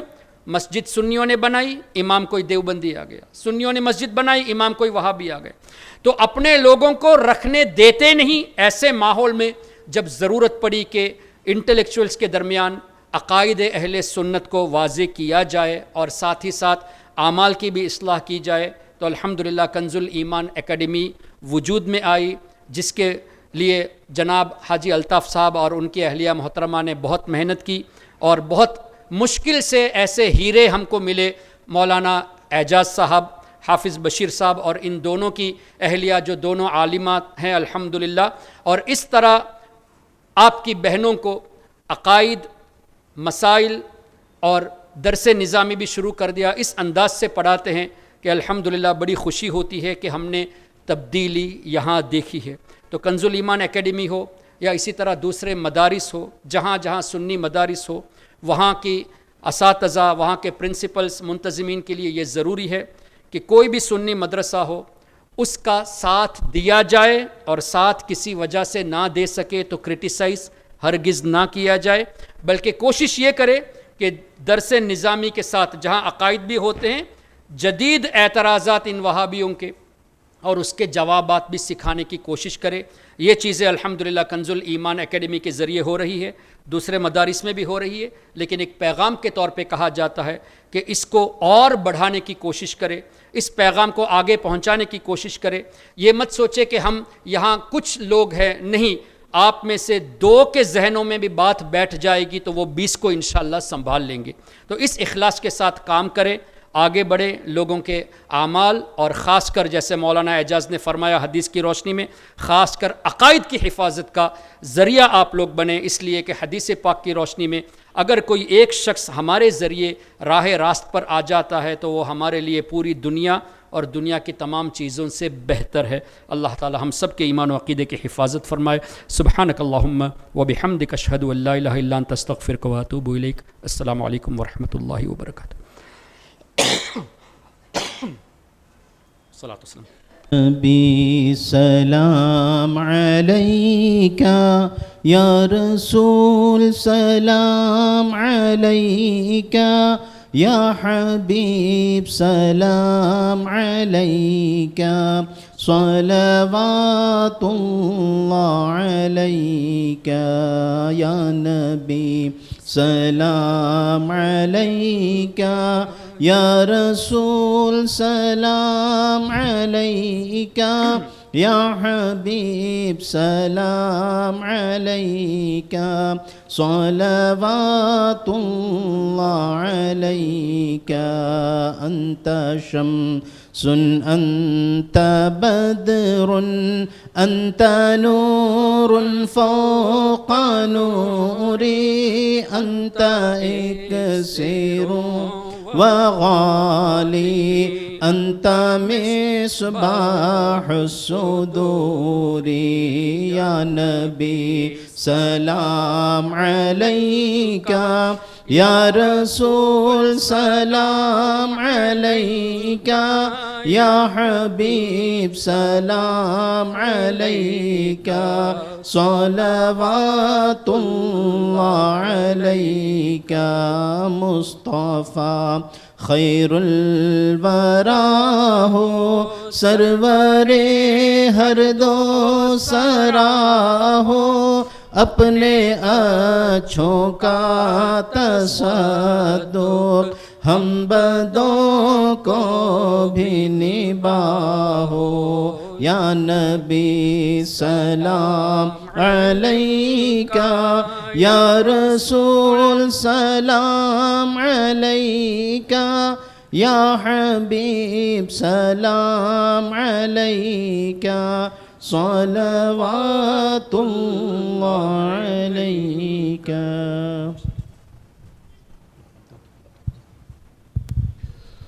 صلاۃ والسلام علیکہ یا رسول اللہ، صلاۃ والسلام علیکہ یا نبی اللہ، صلاۃ والسلام علیکہ یا نور اللہ صلی اللہ تعالیٰ علیہ وسلم.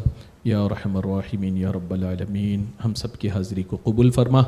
مولا تبارک و تعالی ہم سب کی ایمان کی حفاظت فرما، عقیدے کی حفاظت فرما. مولا تبارک و تعالی جو کچھ یہاں بیان ہوا ہے اسے ہم سب کے دلوں میں مولا تعالی پختہ فرما اور اسے دوسروں تک پہنچانے کی توفیق عطا فرما. مولا تبارک و تعالی جو بددین ہیں انہیں رائے راست پر لا مولا. مولا تبارک و تعالی ہمیں اہل سنت والجماعت پر استقامت عطا فرما، ہمارے بچوں کو بھی استقامت عطا فرما. مولا تبارک و تعالی جب تک زندہ رکھ اسلام پر، زندہ رکھ جب موت دے تو ایمان پر خاتمہ بالخیر فرما. مولا تبارک و تعالی ہم سب کے دلوں میں جو بھی جائز مقاصد ہیں مولا تعالی حضور غوث پاک رضی اللہ تعالیٰ عنہ کے صدقے سب کو مولا تعالی پائے تکمیل تک پہنچا دے مولا، امور کو انجام تک پہنچا دے مولا. مولا تبارک و تعالی جن لوگوں نے اس مجلس کا انعقاد کیا ہے مولا تعالی انہیں دنیا اور آخرت کی خوشیاں عطا فرما. مولا تبارک و تعالی ہم سب پر کرم فرما، فضل فرما، رحم فرما. ملک ہندوستان میں بالخصوص سب کو امن و سکون کی زندگی عطا فرما، سب کو امن و سکون کی زندگی عطا فرما. مولا تعالی جو بیمار ہیں انہیں شفاء کامل عاجلہ عطا فرما، جو پریشان حال ہے ان کی پریشانیوں کو دور فرما.